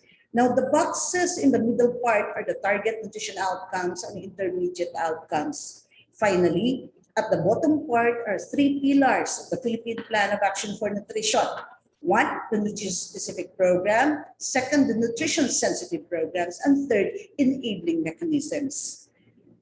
The nutrition-specific interventions are interventions directly contributing to nutrition. The PPAN identified a total of 8 nutrition-specific interventions, and these are infant and young child feeding, Philippine Integrated Management of Acute Malnutrition, the National Dietary Supplementation Program, Nutrition in Emergencies, Mandatory Food Fortification, Micronutrient Supplementation, National Nutrition Promotion Program for Behavior Change, and Overweight and Obesity Management Program. Now, PPAN also recognizes that to address hunger and malnutrition in a sustainable manner, we need to address its basic causes such as food insecurity, lack of access to safe drinking water and sanitary facilities, lack of access to livelihood, and lack of access to social services. As such, PPAN included nutrition-sensitive programs. These are development programs that are tweaked to produce nutrition outcomes, which are non-health interventions, but indirectly contributes to improving the nutrition status, especially those vulnerable population groups. And these are some examples of nutrition-sensitive programs: Gulayan sa Paaralan, the family development sessions for child and family nutrition, livelihood programs of the Department of Agrarian Reform and the DSWD, the Salintubig of DILG, WASH of DOH, RH and Responsible Parenthood, and others. Now, finally, the PPAN includes enabling mechanisms such as policy development, LGU mobilization strategies, and strengthening the management support of PPAN to support other pillars. The succeeding slides focus on NNC-specific activities in support to the Philippine Plan of Action for Nutrition. First, one of the strategic thrusts of PPAN is to focus on the first 1,000 days of life, which was thoroughly discussed by Dr.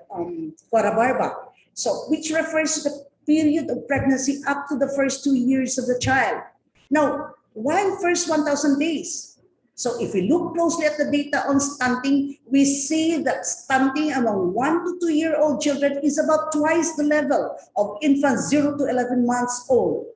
Then stunting remains high among the rest of the age group of under 5 children, Therefore, the focus of action should really be on two fronts. One, reducing stunting among infants 0 to 11 months old and preventing the increase in the first to 2 years of life.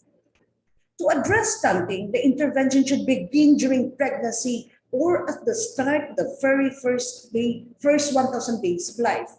Unfortunately, 22.9% of pregnant mothers are nutritionally at risk, thus increasing the possibility of giving birth to low birth weight babies. Now, to address this problem, the tutok kainan that was previously also shared with us by Yusef Rose, tutok kainan supplementation program was implemented.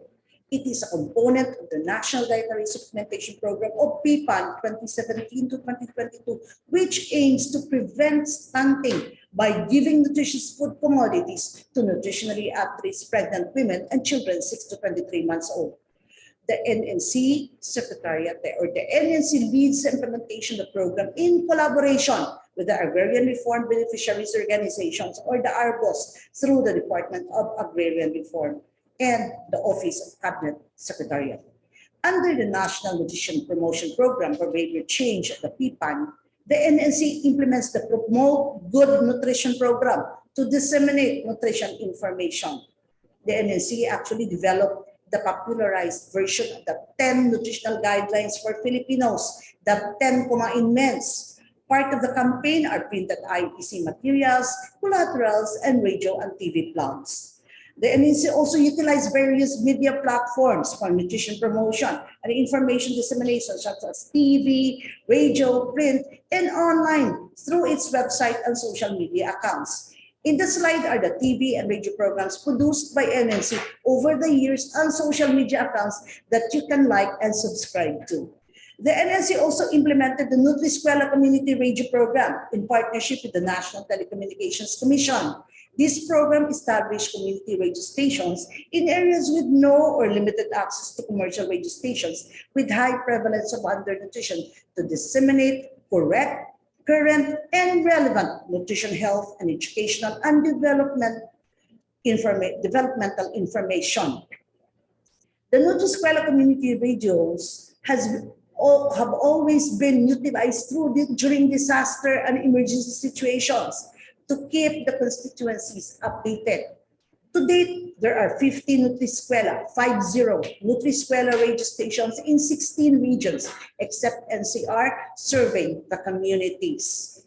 Under the enabling mechanisms of PPAN, which is the third pillar, the NNC provides support along policy development, LGU mobilization, and strengthening management support of the PPAN. NNC provides support to policy development through the preparation of position papers, drafting of bills, preparation of inputs, comments to bills, sectoral policies and plans, and participation in technical discussions.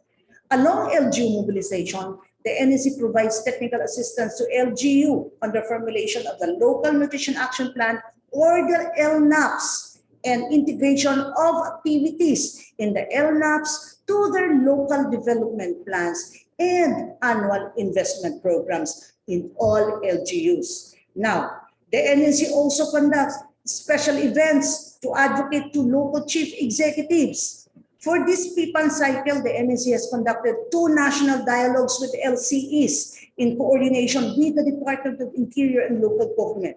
One in May of 2018 with the governors, and last July this year with governors and mayors of the Human Development and Poverty Reduction Cluster Priority 1 and 2 LGUs. A total of 1,800 participants attended the webinar last July 30 this year. Along strengthening management support to PPAN, the NNC performs coordinative and secretariat functions for the NNC Governing Board and Technical Committee, as well as several technical working groups related to nutrition.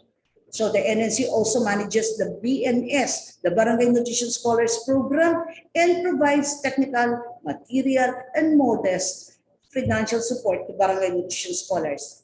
To date, we have about 42,000 Barangay Nutrition Scholars nationwide. The NNC likewise develops guidelines and tools for surveillance, monitoring and evaluation of nutrition programs, and manages relevant nutrition-related data, including researches supporting the PPAN research agenda. To continue with strengthening management support, the NSC also developed training modules for capacity development of local nutrition focal points, 3 of which are being developed into online modules. The Nutrition Program Management Training, the basic course for barangay nutrition scholars, and nutrition in emergencies and information management. The NNC, in cooperation with TESDA, is also developing the module for NC2 accreditation of the basic course for BNS training. And this will soon be implemented, if not the second quarter of this, the third quarter of this year, but maybe in the first quarter of next year. During emergencies and disasters, the NNC, as chair of the nutrition cluster under the health cluster of the National Disaster Risk Reduction Management Council, coordinates nutrition responses in affected areas and monitor nutritional status of affected vulnerable population. This is to prevent worsening of nutritional status due to stress brought about by disasters and emergencies. The local nutrition committees meanwhile serve as local counterpart of the national nutrition clusters. Now, these photos were taken during Typhoon Ulysses nutrition response in Cagayan, where nutrition services such as nutrition assessment, management of acute malnutrition, and vitamin A supplementation were provided to the affected areas. During the onset of this COVID-19 pandemic, the National Nutrition Cluster issued 2 advisories as part of the information dissemination on the importance of proper nutrition in the prevention of COVID-19 and issued guidance for the assessment of nutritional status of children during the pandemic. Lastly, along partnership and alliance building, the NNC, as the Scaling Up Nutrition Country Focal Point for the Philippines, led the organization of various SUN networks. First, the SUN Civil Society Alliance, composed of civil society organizations with nutrition and related programs and projects in various areas nationwide. Second, the establishment of the SUN Business Network, organized in 2020, is composed of private sector partners who have committed to support nutrition programs through their corporate social responsibility arm. And third, the SUN Academe Network is composed of the academic institutions that offer nutrition courses. And fourth, the SUN Development Partners Network, composed of UN agencies with mandates relevant to nutrition and food security. Last June, the NSC led Philippine launch of the SUN 3.0 Strategy 2021 to 2025, which called for the accelerated results to eliminate all forms of malnutrition.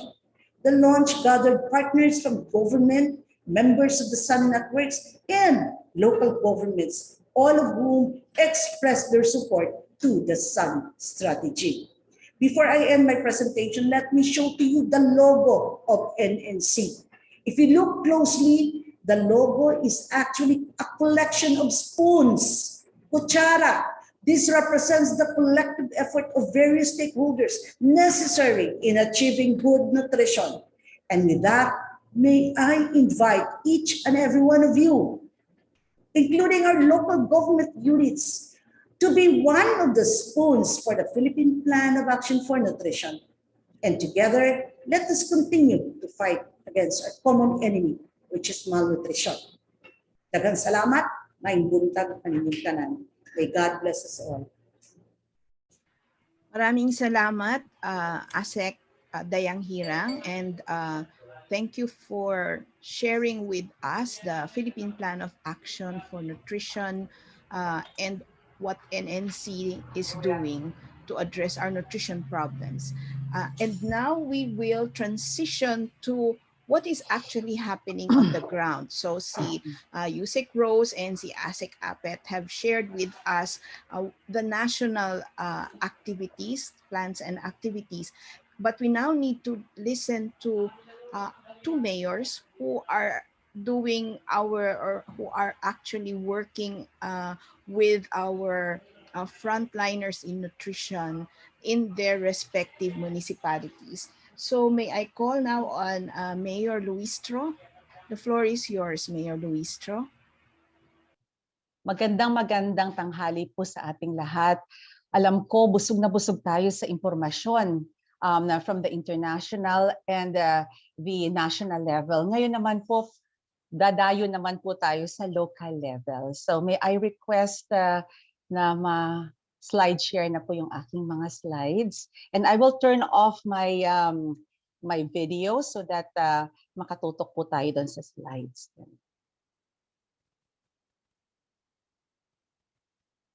Thank you for inviting me once again, Doc Marilyn.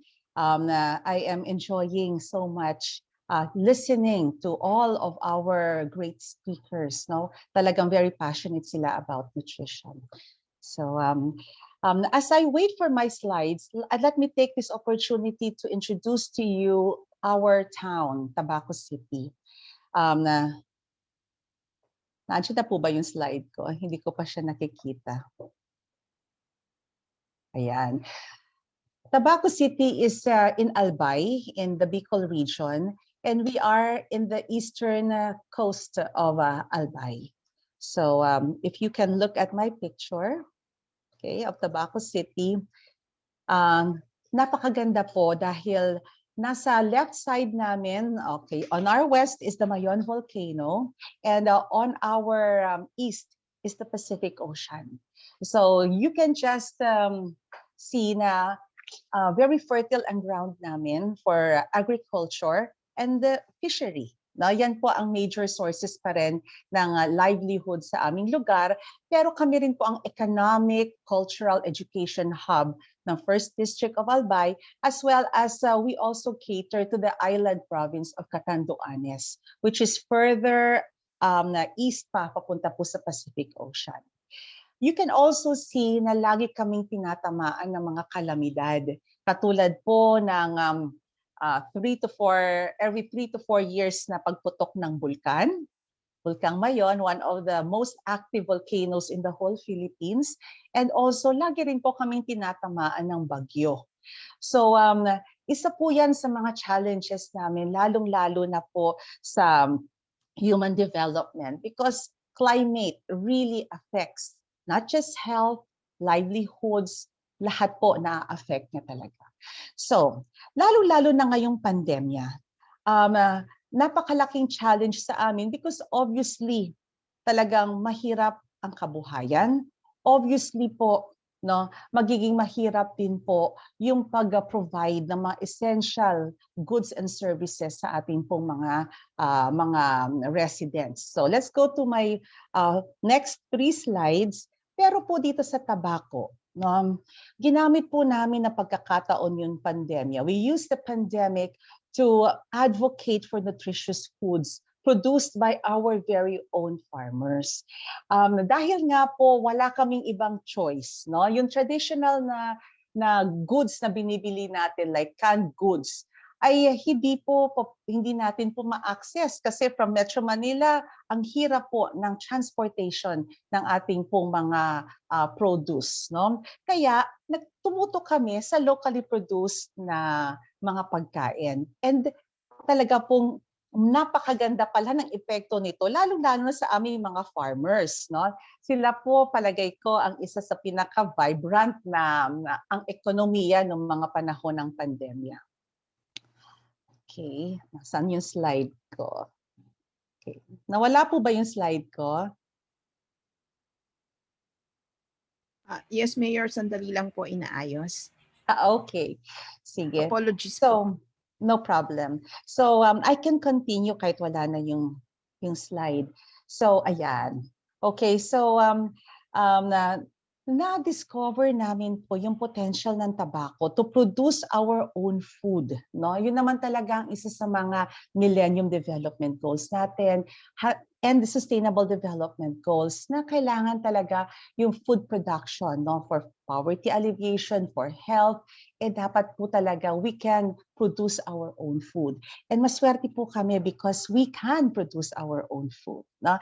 Especially during good times. Next slide, please. Masyado ata pong maliit yung slide ko, ma'am. Okay, pwede pa po ba siyang palakihin? Okay.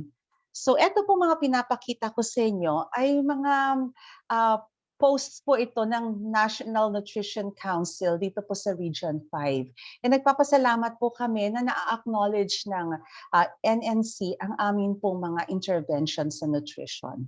So, next po, nagbibigay po kami ng maternal milk para po sa ating nutritionally at risk pregnant and lactating women. And I can talk more about our program later, but this was also published po sa Pagpupugay sa Nutrition Heroes series ng NNC. And the latest po na, next slide please. Let's go to the next slide. Actually, we can see that during the pandemic, mas malakas yung aming pong suporta sa nutrition kasi napaka-obvious na yun talaga ang nangangailangan. So we really had a stronger nutrition program and services during the COVID-19 pandemic's height last year, the year of 2020. So again, thank you for NNC for publishing this. Okay, so let me bring you to one household in Tabaco City. Ito po ay, okay, na-discuss na kasi po itong cause of malnutrition, no, kanina. Ang dami ng dating speakers na nagsabi na mas mahal ang hindi kapitalan ang nutrisyon. Kung papabayaan natin ito, yung atin pong mga bata ay mahihirapan sa edukasyon. Siyempre, kung wala kang edukasyon, mahihirapan ka magtrabaho. Kung mahina ang iyong health because of poor nutrition, hindi ka makakapagtrabaho or low ang iyong productivity. And that perpetuates the cycle of poverty. So, mas magandang kapitalan ang nutrisyon kaysa sa wala tayong gagawin because nakikita talaga natin that a little will go a long way because in the next slide may computation po. Next slide please. Na pag kinapitalan natin ang first 1,000 days ni baby. So mula sa sinapupunan ni mommy hanggang sa edad na 2 years old, this will really shape the rest of our child's life. And for every $1 daw na i-invest natin sa nutrisyon, ang ROI nito is $35. So, ibig sabihin, nagkapital ka ng piso, nakakuha ka ng 35.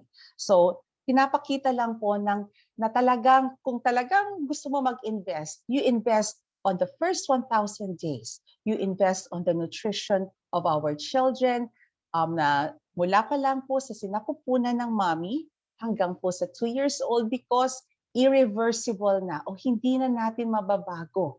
No? Kahit habulin pa natin, mahirap nang habulin ang damage to a child's brain pag siya po ay malnourished during the first 1,000 days. Okay. So, ito na po yung sinasabi kong pamilya na tinutulungan ng tabako. Isa sa mga pamilya tinutulungan ng tabako. Ito po ay magkakapatid. No? Ang tatay po nila si Jaime, isang pedicab driver, at ang nanay po nila si Marilyn, isang caregiver. Meron po silang 10 anak at meron pa silang twins. Ito si Nathaniel at si Santino. 3 years and 7 months old po sila at nasundan kaagad po ni Giovanni na 1 year and 7 months old. Both twins are severely stunted and underweight and wasted, and Giovanni is also stunted. Next slide, please. Pinapakita lang po dito sa picture na magkaedad po sila. Ito pong twins natin at ang kanilang kalaro o playmate. Pero makikita po nito talaga yung epekto ng stunting o pagkabansot. Next slide, please. Next slide, please. Okay, so ito po ang interventions ng Tabaco City sa first 1,000 days ni baby. Para po sa mga nutritionally at-risk pregnant women, and we have 200 women, we give them for 90 days maternal milk and crackers and prenatal vitamins. Lahat po ng mga nutritionally at-risk namin na pregnant and lactating ay na-address po ng programang ito. 270 days po yan ni baby. Nasa sinapupunan pa lang. Pag nanganak na po si mami, yung first 6 months po talagang tinututukan namin na exclusive ang breastfeeding. And napakaganda po ng resulta ng breastfeeding program namin noong 2020, 97% po ang aming nagbe-breastfeed na mommies. At noong 2021, first quarter of this year, 116%. So ang ibig sabihin po talaga ay maganda naman po ang aming pag-encourage ng breast feeding for our babies 1 to 6 month old. Pag dumating na po siya sa 6 months to 2 years, lahat po ng mga children ay binibigyan namin ng feeding program for 120 days. Rice and Mongo blend complementary feeding po ang aming binibigay sa kanila. Pagdating naman po sa 2 to 5 years, namimili naman po kami ng mga undernourished children. For 120 feeding days, fresh milk naman at Nutri-Bread supplementary feeding ang binibigay namin. Maswerte kami kasi next town is Malilipot, and we also have our own dairy farm there. They have their own dairy farm there. So meron kaming fresh milk available locally, just our neighbor. And we also produce our own Nutri-Bread for the supplementary feeding program under the City Agriculture Office. For us to see kung ano po yung impact ng ating pong ginagawa. For the rice and the Mongo blend feeding, if you look at the underweight, 105 po siya nung nagsimula. After the program, naging na siyang reduced to 50 na lang siya. So napakalaki po ng impact nito. If we go to the next slide, you will see a similar trend. Next slide, please. Okay, let's look at stunted.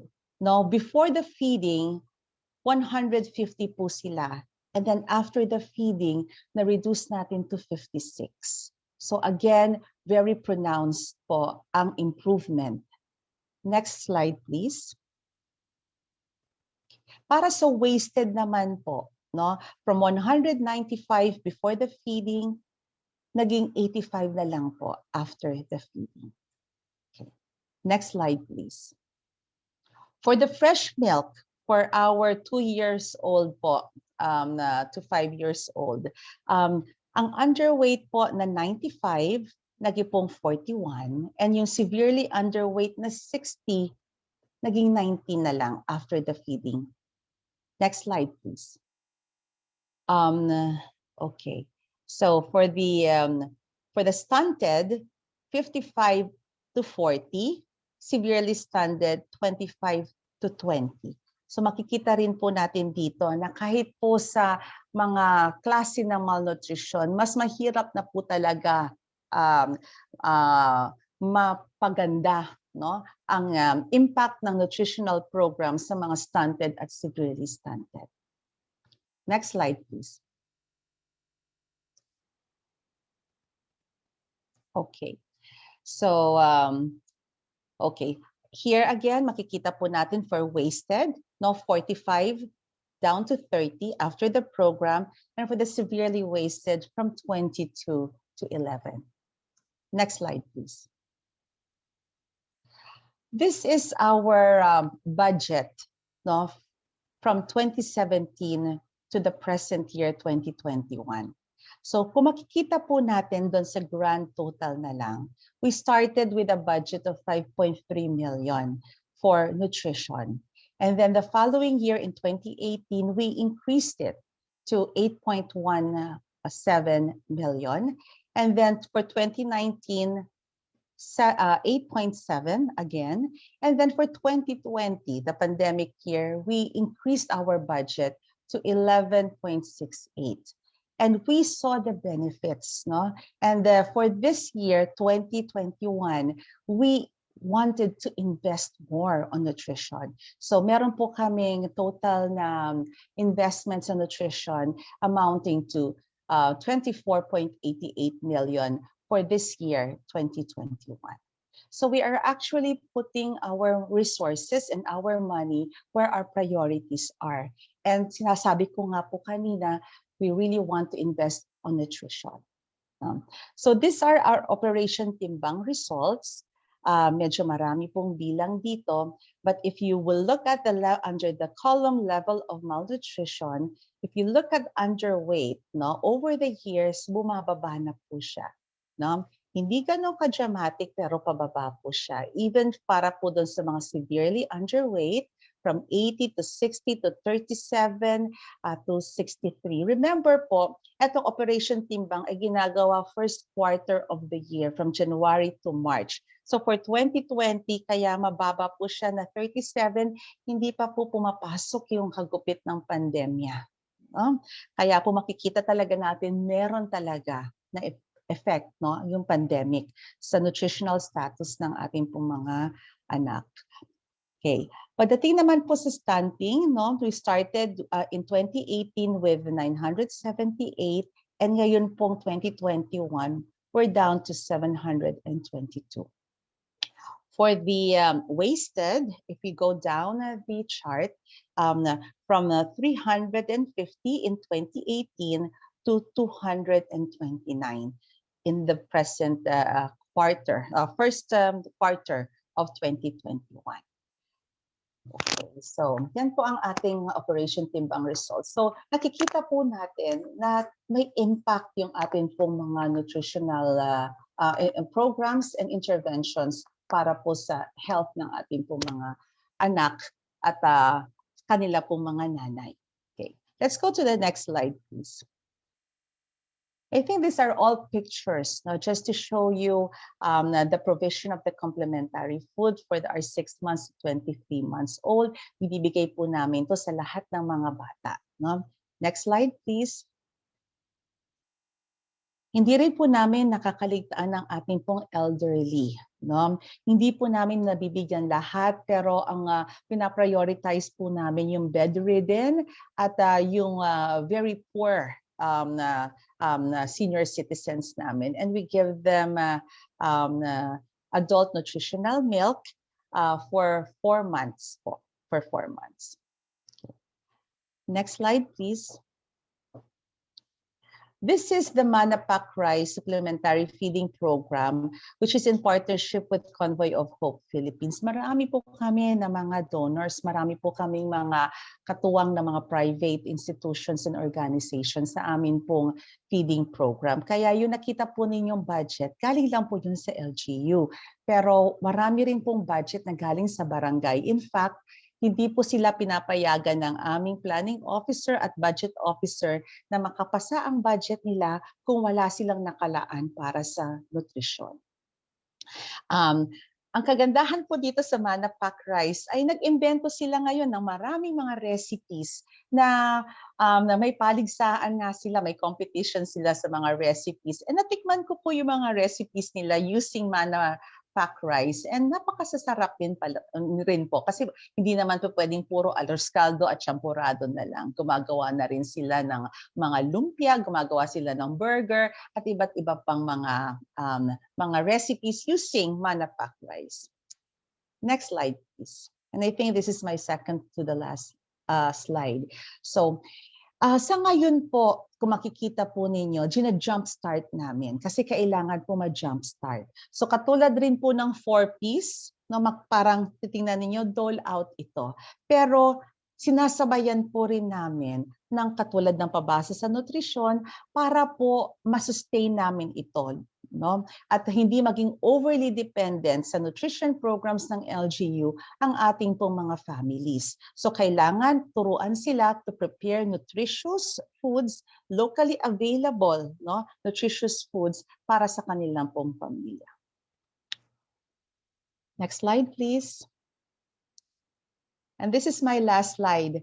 Hindi po mangyayari ito kung wala po akong napakagaling na team, no, sa LGU at sa barangay. Kaya sila po talaga ang very strong force behind our successful nutrition programs. We have 2 nutritionists, no? Ang isa po permanent position, ang isa po ay consultancy. Ngayon po nagde-develop na sila ng recipes, no, na pwede namin i-post online para doon po sa mga gustong gumamit ng mga recipes na truly nutritious, high energy, pero low po sa fats, no, especially doon sa medyo conscious, no, na mag-trim down dahil obesity rin po is a big issue now pagdating po sa malnutrition. So this is my team, and each of our barangay has a BNS, and talaga po tunay yung sinabi ni Asik Dayan Hirang na suportado po sila ng National Nutrition Council. So investing in nutrition is investing in the foundation of development. Naniniwala po ako dyan, and sana po mahimok namin kayo na mag-invest din sa nutrition ng ating mga kabataan. Just mabalos po. Maraming salamat, Mayor Luistro, for that very inspiring story. Kompleto pati data, so talagang makukumbinsi kayo na ang kanilang nutrition program ay gumagana. And now, last but not least, I hope that you are still with us. Dahil nakakabusog po ang mga storyang ito, we now call on Mayor Sweet Ceriles. So from Luzon, Tabaco, Albay, we go to Zamboanga del Sur. Di Malinaw, Zamboanga del Sur. The floor is yours, Mayor Ceriles. Thank you. Good noon to each and everyone. We're here, and congratulations po sa organizers sa webinar na ito. Pati na dun sa lahat ng speakers. No, I've learned a lot, and there's an increasing rate of stunting in our country, how malnutrition can affect the brain, and ang sad part pa doon is that we know that the country's been ranked last in every assessment na ginawa in terms of education as to reading, literacy, science, and mathematics. So as I introduced earlier, I am Jonna Flor Cerillas. This is my second term as a municipal mayor of Tumalinaw. And then Tumalinaw is a 4th class municipality with 30 barangays with a population of 35,000 people.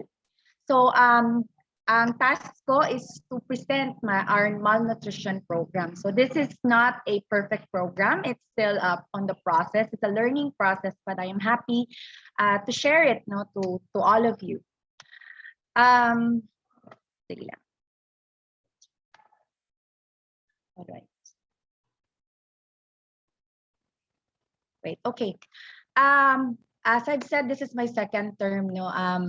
Galing ako sa private sector. I'm a businesswoman. So as a businesswoman, we usually look at the baseline data, no? Kung paano kaya namin, ano yung mga goals, ano yung mga targets namin on how can we improve our business, and more, how can we have more profit. But way back 2016, when I was elected as the municipal mayor of Tumalinaw, nagiging public servant na ako. So this time, instead na maipalago ko yung business ko using the baseline data, una ko talagang hinanap yung baseline data as to malnutrition. Kasi I've been a community worker bago ako naging mayor. I have a lot of advocacies, and children are really close to my heart. So nung nakita ko tong baseline data na to, yung goal ko pa lang, it was very conservative na every year, babaan ko yung rate, no, malnutrition rate by about 10% lang siya. So as you can see, from 2016, 2017 to 2018, 2019-2020. Decreasing yung trend niya. So makita niyo, nag-highlight ako for 2019. So sabi ko, this time, nakuha yung attention ko kasi I started the Adapt SAM program way back 2018.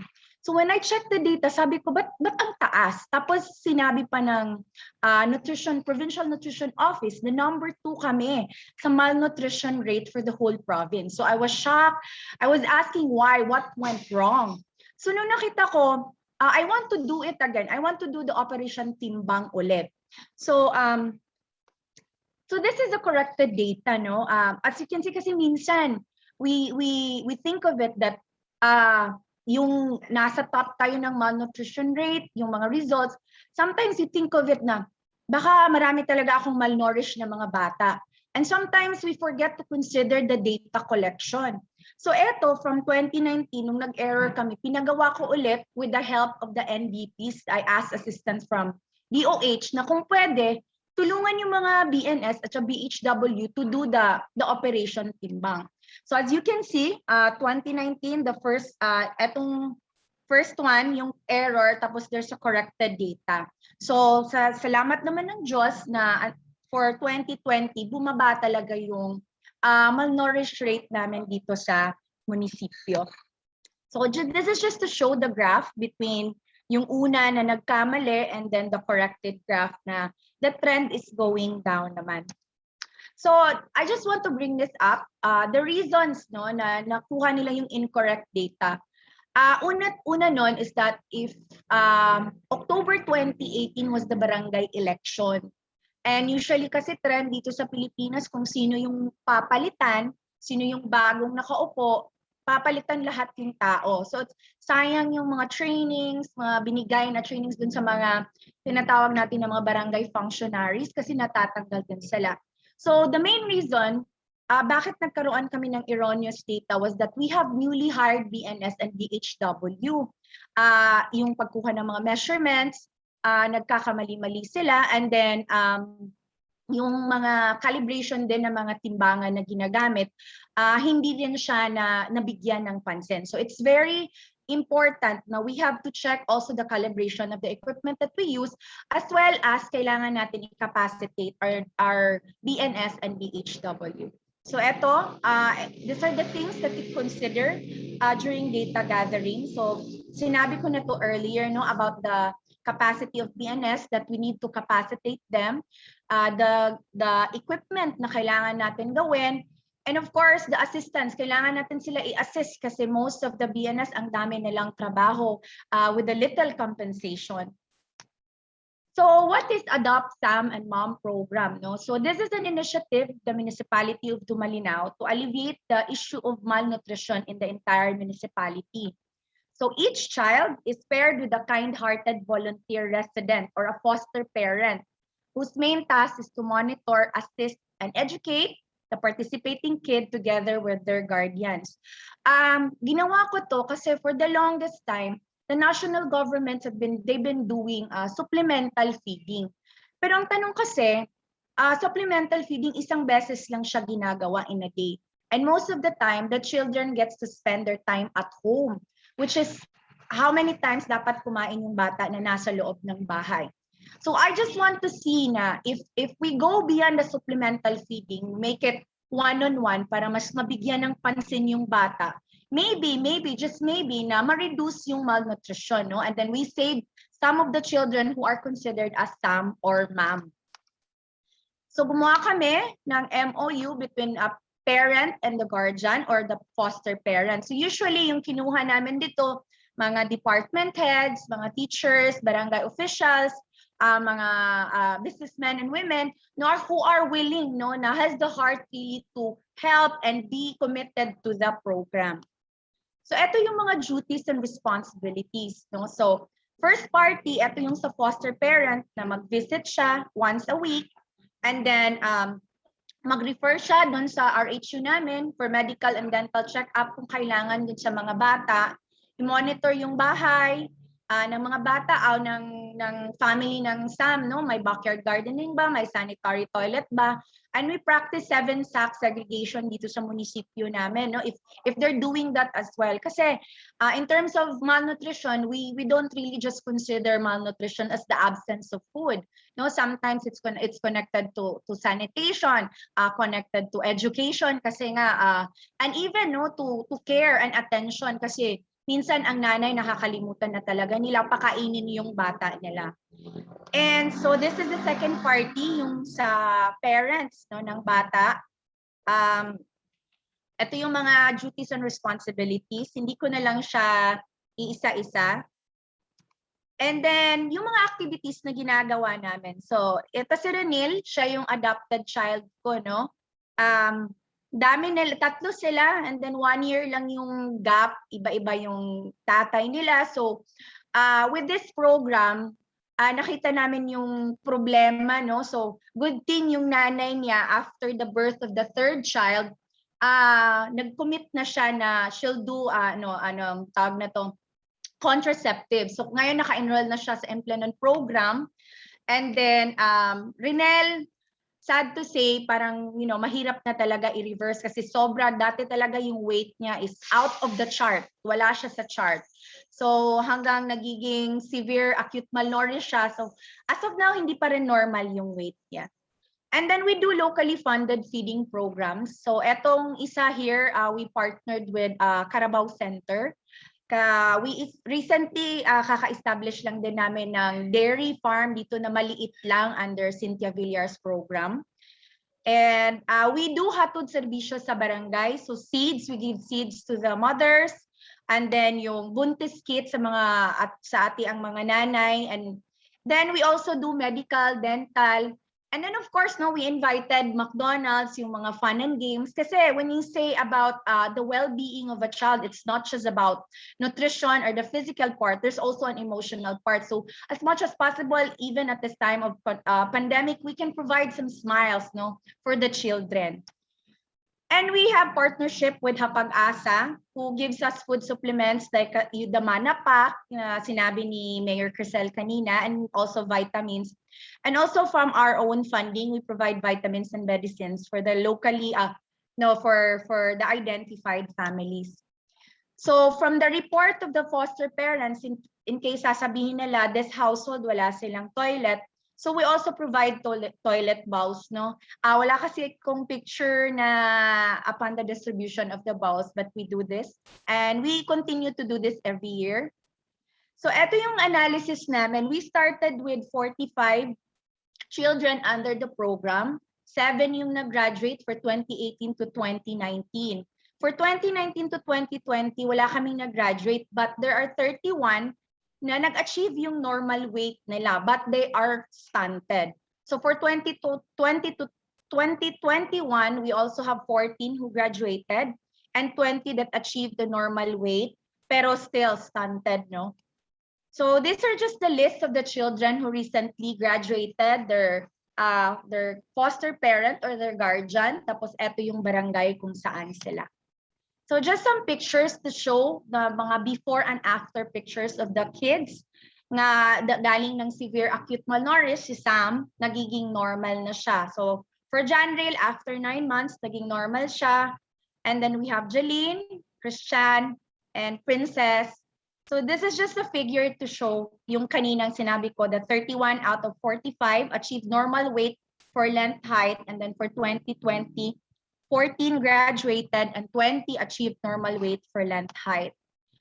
So para, alam mo naman, as a 4th class municipality, we don't have that much fund, we try to see and prioritize kung saan namin pwede mailagay yung nutrition program namin, saan namin pwede ma-focus. So we identified the top 5, actually 10, pero 5 lang yung nilagay dito, yung maraming Sam and Mom. And with this identification, we can base the programs and intervention na kailangan namin gawin para ma-reduce yung malnutrition rate nila sa level ng barangay. So we have food production, the establishment of backyard gardening and communal garden sa level ng barangay. And then this one, this is for the protein side sana, if they can establish a poultry farm or will give chickens, no? But yung request namin medyo matagal na, that was forwarded to the Department of Agriculture. But hanggang ngayon, the list, we also pass it to them, but hanggang ngayon wala pa. So I decided that I'll just have this funded for the GAD 20 for next year. And as we move forward, ito yung nakikita ko na something that can help us. And also I learned this from other mayors, no, na who are doing really good also in their nutrition program.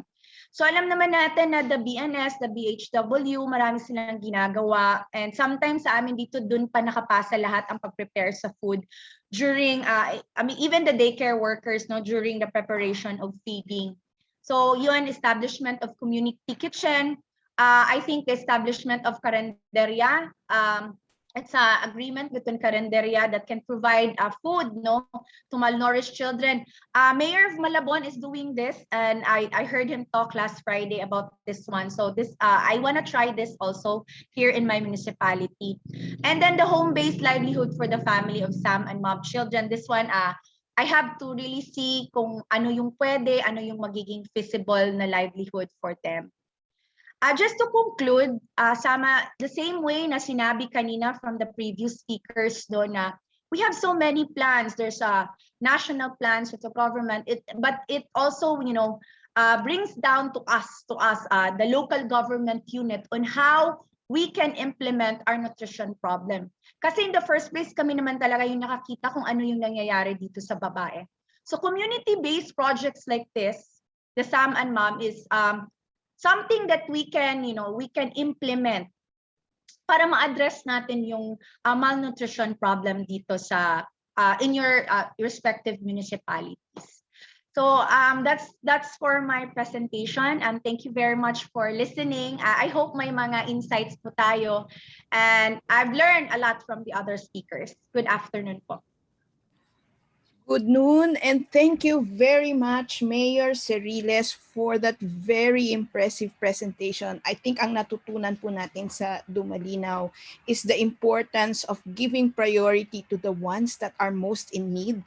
So ang ginawa nila, tinutukan talaga nila yung may SAM, yung may mga pinakamalalang problema.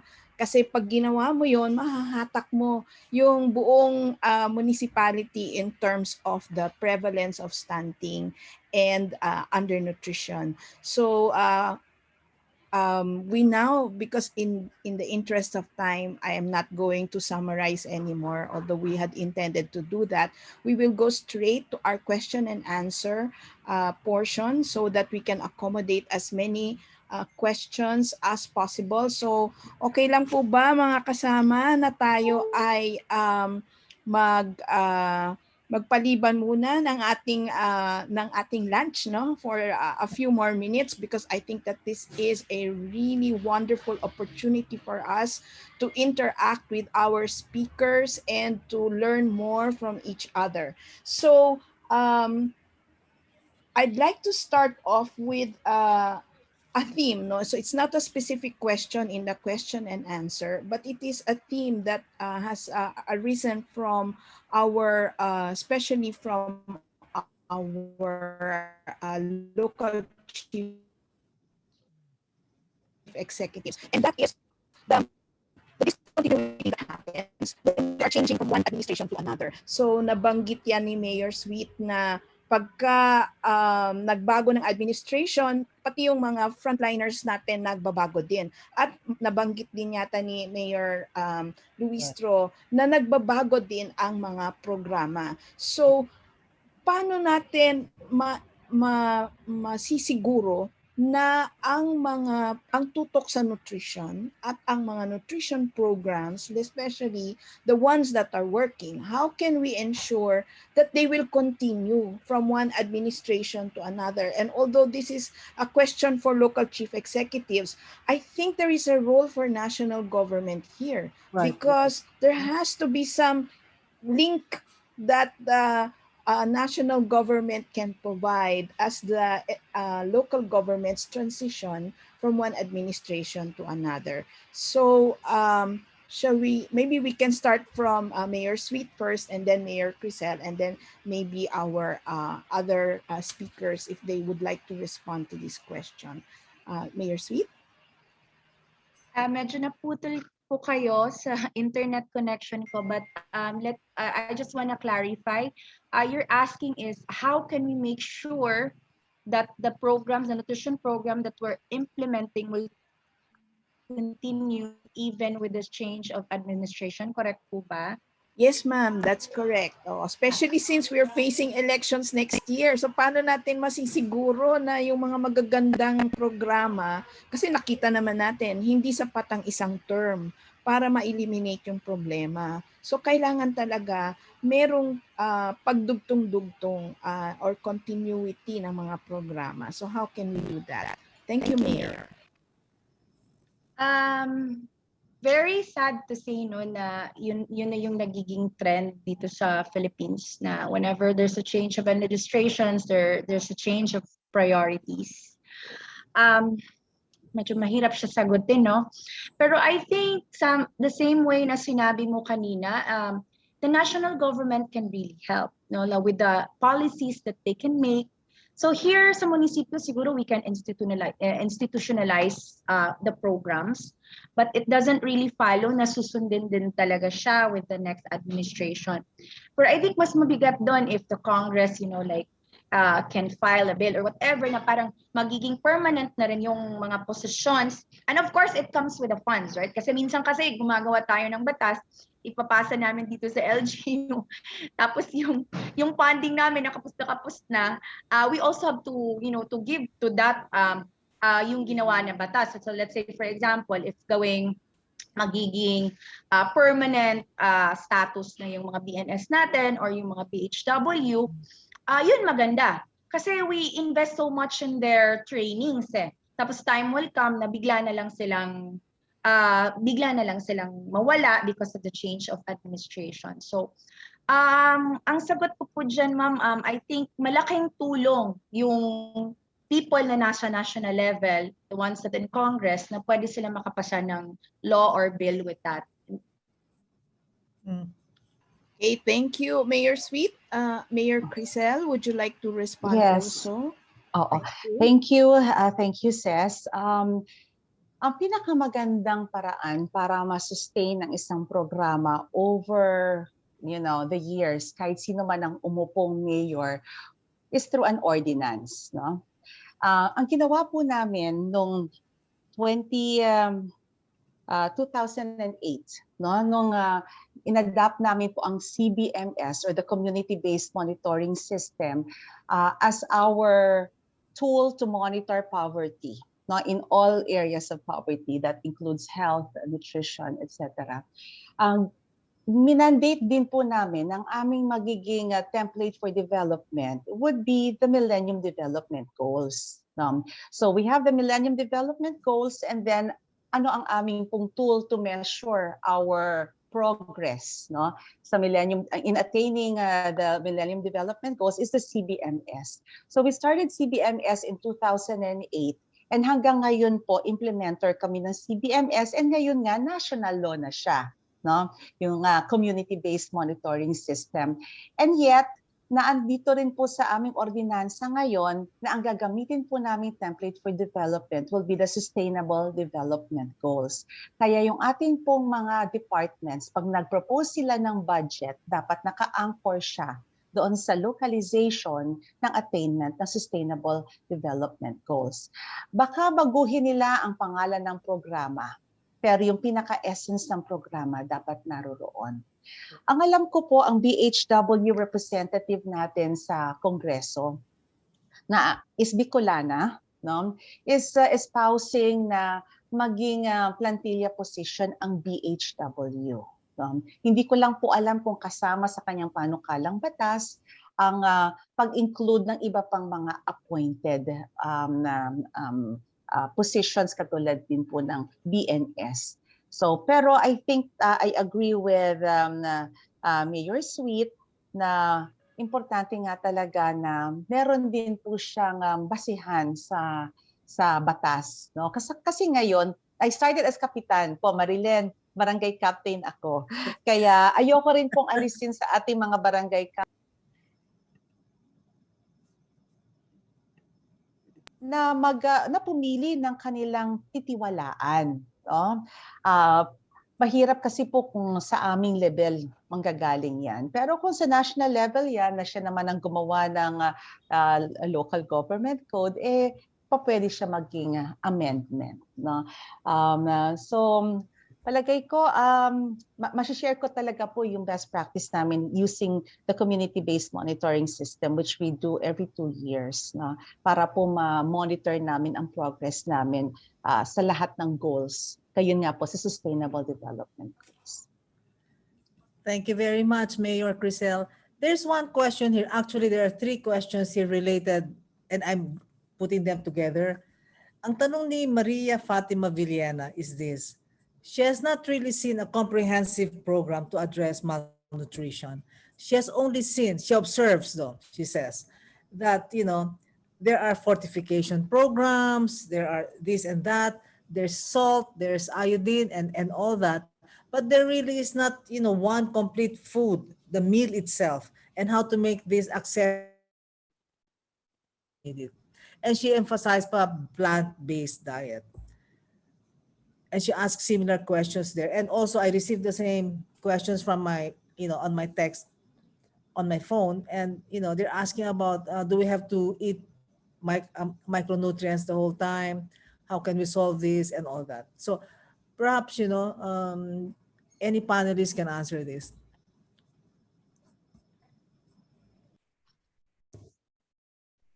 Hi, Marilyn. Arlene? Dr. Barbara, yes, please. Yes. I was going to say, basically, with regards to a healthy diet, in general, most of these things have been coming from the Food and Nutrition Research Institute, where we have the Philippine Dietary Reference Intake that tells you how much you should eat depending upon your age, your physiological status, depending upon your sex, and so on. Now, that's very technical, and it has been translated basically into the food pyramid. So it tells you how much you're going to eat of the different food groups per day. And then it is converted into the Pinggang Pinoy. As I've said in my talk earlier, the Pinggang Pinoy looks like they are the same for all the ages because what it tells you is proportionality. So it will tell you how much rice and rice equivalent will have to be eaten, how much vegetables, how much fruit, how much protein foods, and so on. And of course, some people would then do that in terms of a menu. And if you look again at FNRI, they had been every year, they have usually a calendar that is devoted to the different age group. So I think that is one. Now, I realize the essence of the question because we seem to be pushing different kind of things. They are in response to the problem.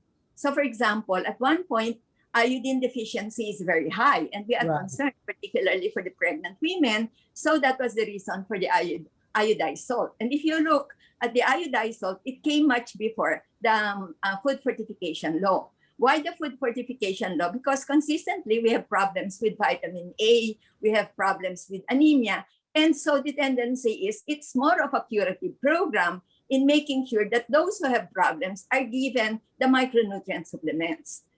Then people realize that it has to be a total diet approach. And with the essence of the micronutrient powder, which is a complete micronutrient that is put in a package, we realize that if you look at the FNRI data again, you will see that the dietaries do not really meet the recommendation. So their suggestion is, especially for children, they should be given the MNP package and mixed with their food.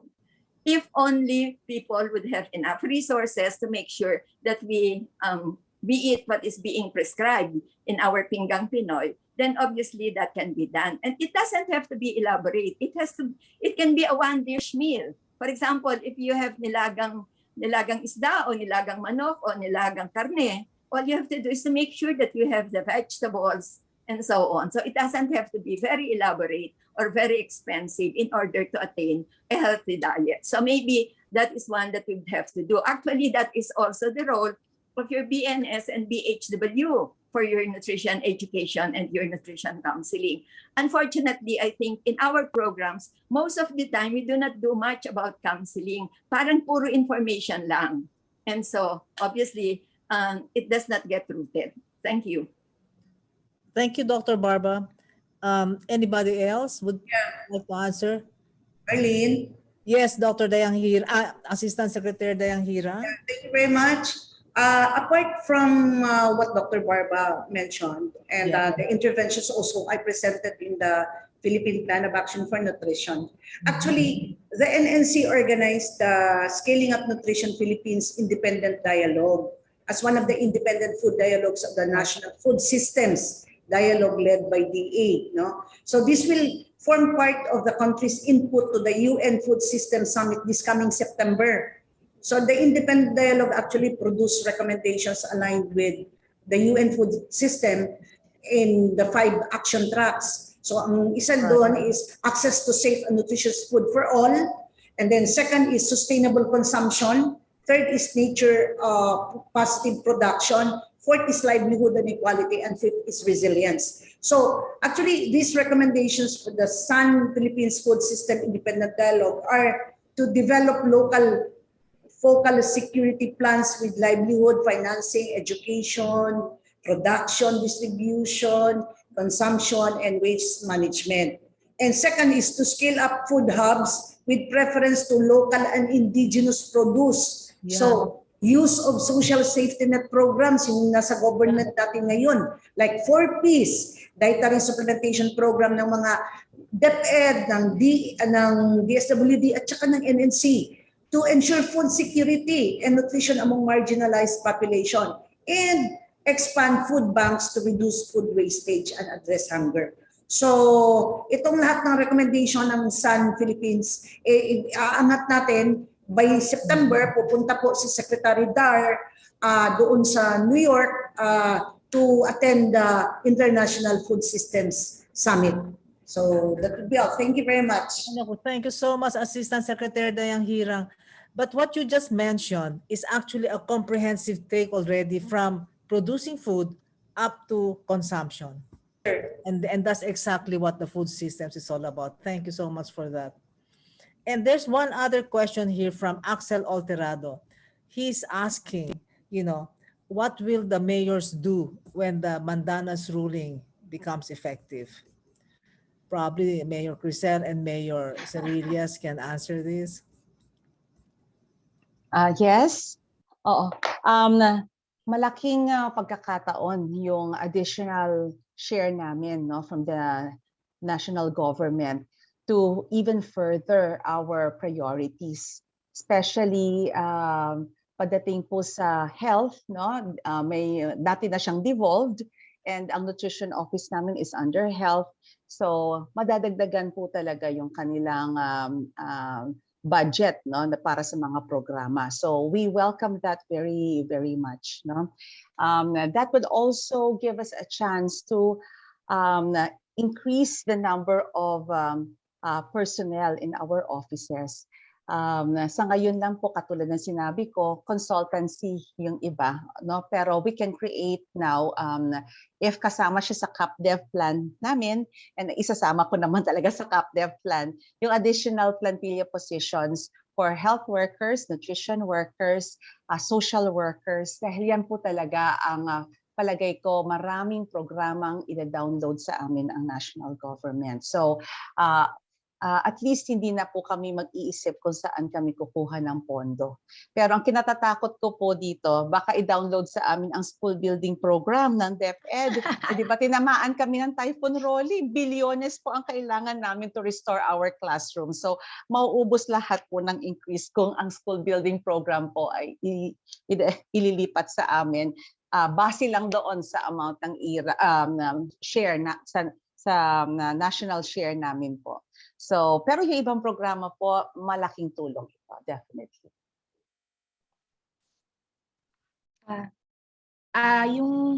Yung Mandanas, dalawa kasi yung dala niya eh. At first, medyo excited ako kasi tumaas yung ira namin. by about 37 million. So all in all, it increased about 37% of our existing ERA. Tama yung sinabi ni Mayor Crisel, we can add another positions that can help us with our nutrition program as well as health programs. At saka additional budget din for those programs, so for all the nutrition programs na kailangan namin i-implement. And then another, yung positive part din doon is that especially with the supplemental feeding, no? Usually kasi dito sa amin, mag-aantay pa kami galing from the region. And as to yung quality ng mga pagkain, especially the fresh produce, hindi na siya ganun ka, let's say, sustansya, no? So the nutritional value ng mga pagkain, medyo hindi na siya ganun kaganda. So this time, since we have the funds, we will implement the program. We can use yung mga yung like locally available and locally available produce, at the same time helping din sa mga farmers namin. But on the downside with the mandanas, the same thing na sabi ni Mayor Crisel, no, ang nakakatakot lang doon is that sa daming devolved programs coming from the Department of Agriculture, sa health, sa social welfare, may DNR pa, and then we have the highways and then education. Kulang pa rin yung pera na ida-download, i-add sa amin sa the programs or yung mga project na ipapasa din sa LGU. So I think this is a very big challenge for us local chief executives right now.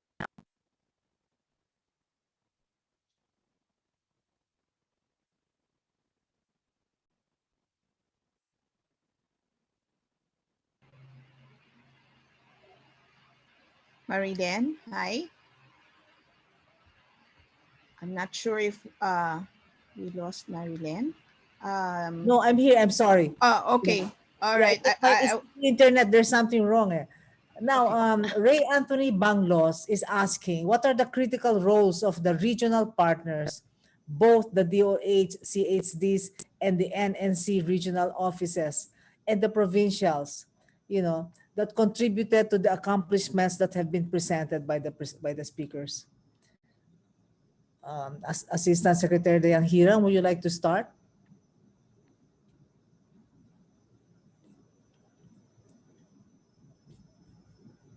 Program, talagang LGUs ang nag-i-implement because these are where the malnourished children are located. These are where the nutritionally at-risk pregnant women are treated. So, LGUs. Now, matagal na devolve itong nutrition program.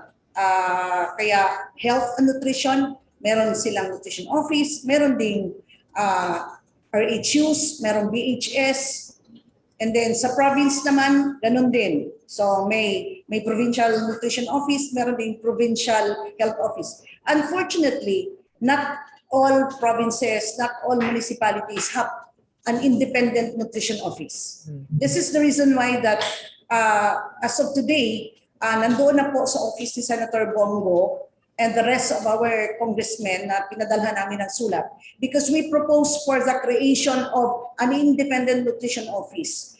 In particular, this will be complemented by a plantilla nutrition staff. No? So in particular, we should have nutrition action officers to really push for nutrition programs in the LGUs. Now, ano ang role ng CHD at saka yung regional nutrition offices namin?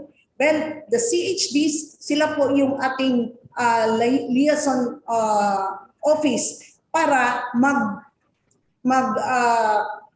contact, coordinate ng ating nutrition and health programs sa mga LGUs. In fact, when I was still provincial health officer of the province of Davao del Sur, kami ay binibigay namin ang lahat ng reports namin on health and nutrition-related activities, accomplishment to the regional offices. Kung health, doon sa regional health office. Kung nutrition, doon sa aming regional nutrition office. So yun po yung atin. Sila yung, kumbaga, nandito sa national, meron tayong liaison offices para doon sa ating mga LGUs. So yun po yung ating roles and functions. And in this Mandalas Garcia ruling, I'd like to take this opportunity Salamat po. And then we have actually tinatawag natin na ang sinasabi natin na ang DBM, meron silang nag-issue ng LBM, Local Budget Memorandum 82 for 2022. Nakalagay po doon ang nutrition, PIPA nutrition programs. So I hope that the LGUs with this Mandanas Garcia ruling will be able to invest more in nutrition, especially PIPA nutrition programs. Maraming salamat, Marlene. At salamat. Thank you so much. Yes. Marilyn, can I add something? Yes, please, Dr. Barba. I was going to say, I think primarily for the region and also for the province, yung coordination, basically technical assistance, validation should be important. I have been harping on the importance of the data, and you have seen from what I cited, for example, in the stunting, if they look at the OPT reports that is published in the NNC, you will see that essentially it is something like about 29 of the provinces have stunting prevalence of less than 10. And so that if you look at it, it's really very, very low. So my question is, do they do validation? I think we will have to make sure that our LGUs have very good data, because the data is the basis of the planning. And basically, the determinants of the data is the basis of the action that you will do. If the data is not correct, then obviously the plans will probably not meet what you have aimed as an objective. I also, in some of the meetings that we have had, some of the municipalities also say that they do not always receive some of the announcements, some of the policies, some of whatever that is coming from the national government. So maybe we would like to make sure that the whole process is streamlined, that there is a very good monitoring and evaluation system. Thank you. Okay, thank you, Dr. Barba. Ses? Okay, so maraming salamat po sa lahat ng ating mga speakers, at maraming salamat lalo na sa lahat ng mga nakinig at nanood ngayong tanghali. At sana po ay marami kayong napulot na mga lessons at mga pwedeng gawin. At inaanyayahan po namin kayo sa susunod na webinar tungkol dito sa ating Food and Nutrition Security series. Ang susunod pong webinar ay gaganapin sa September 28. And this will be in partnership with the Philippine Association of Nutrition. Nasaan ang solusyon sa malnutrition? Pagkaing tama at masustansya, lahat sana ay mayroon. And this is going to be a discussion on food systems because of the UN Food System Summit that is occurring in September. So sana po ay patuloy nyo kaming susubaybayan dito sa series na ito, at inaanyayahan po namin kayong lahat. Just stay tuned to the PAN and the PCPD Facebook sites for the links. Maraming salamat po at hanggang sa muli. Magandang tanghali po sa ating lahat. Thank you very much. And with that, we end. Thank you. Thank you, Marilyn. Thank you. so So much. everyone, Thank you, everyone. Mayor. happy lunchtime. Kailangan naman may nutrition na. Thank you. Maraming salamat po. Thank you, Maraming Asek. salamat. Thank you to everybody. Thank you very much. Have a good day.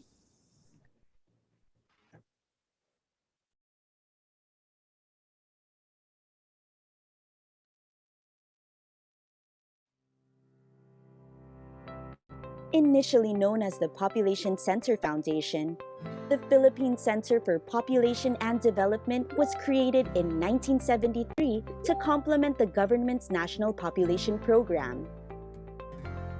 In its first 26 years, PCF implemented projects that delivered information, training, and family planning services.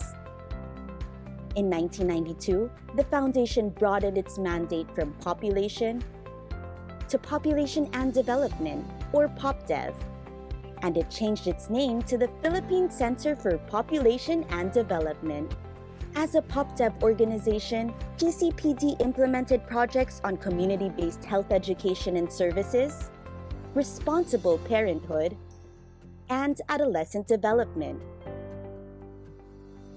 In 2000, PCPD was reorganized as a grant-giving foundation.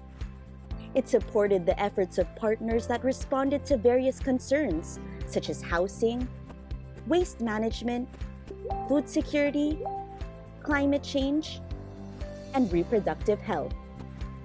In 2020, PCPD decided to shift from giving grants to becoming a social enterprise.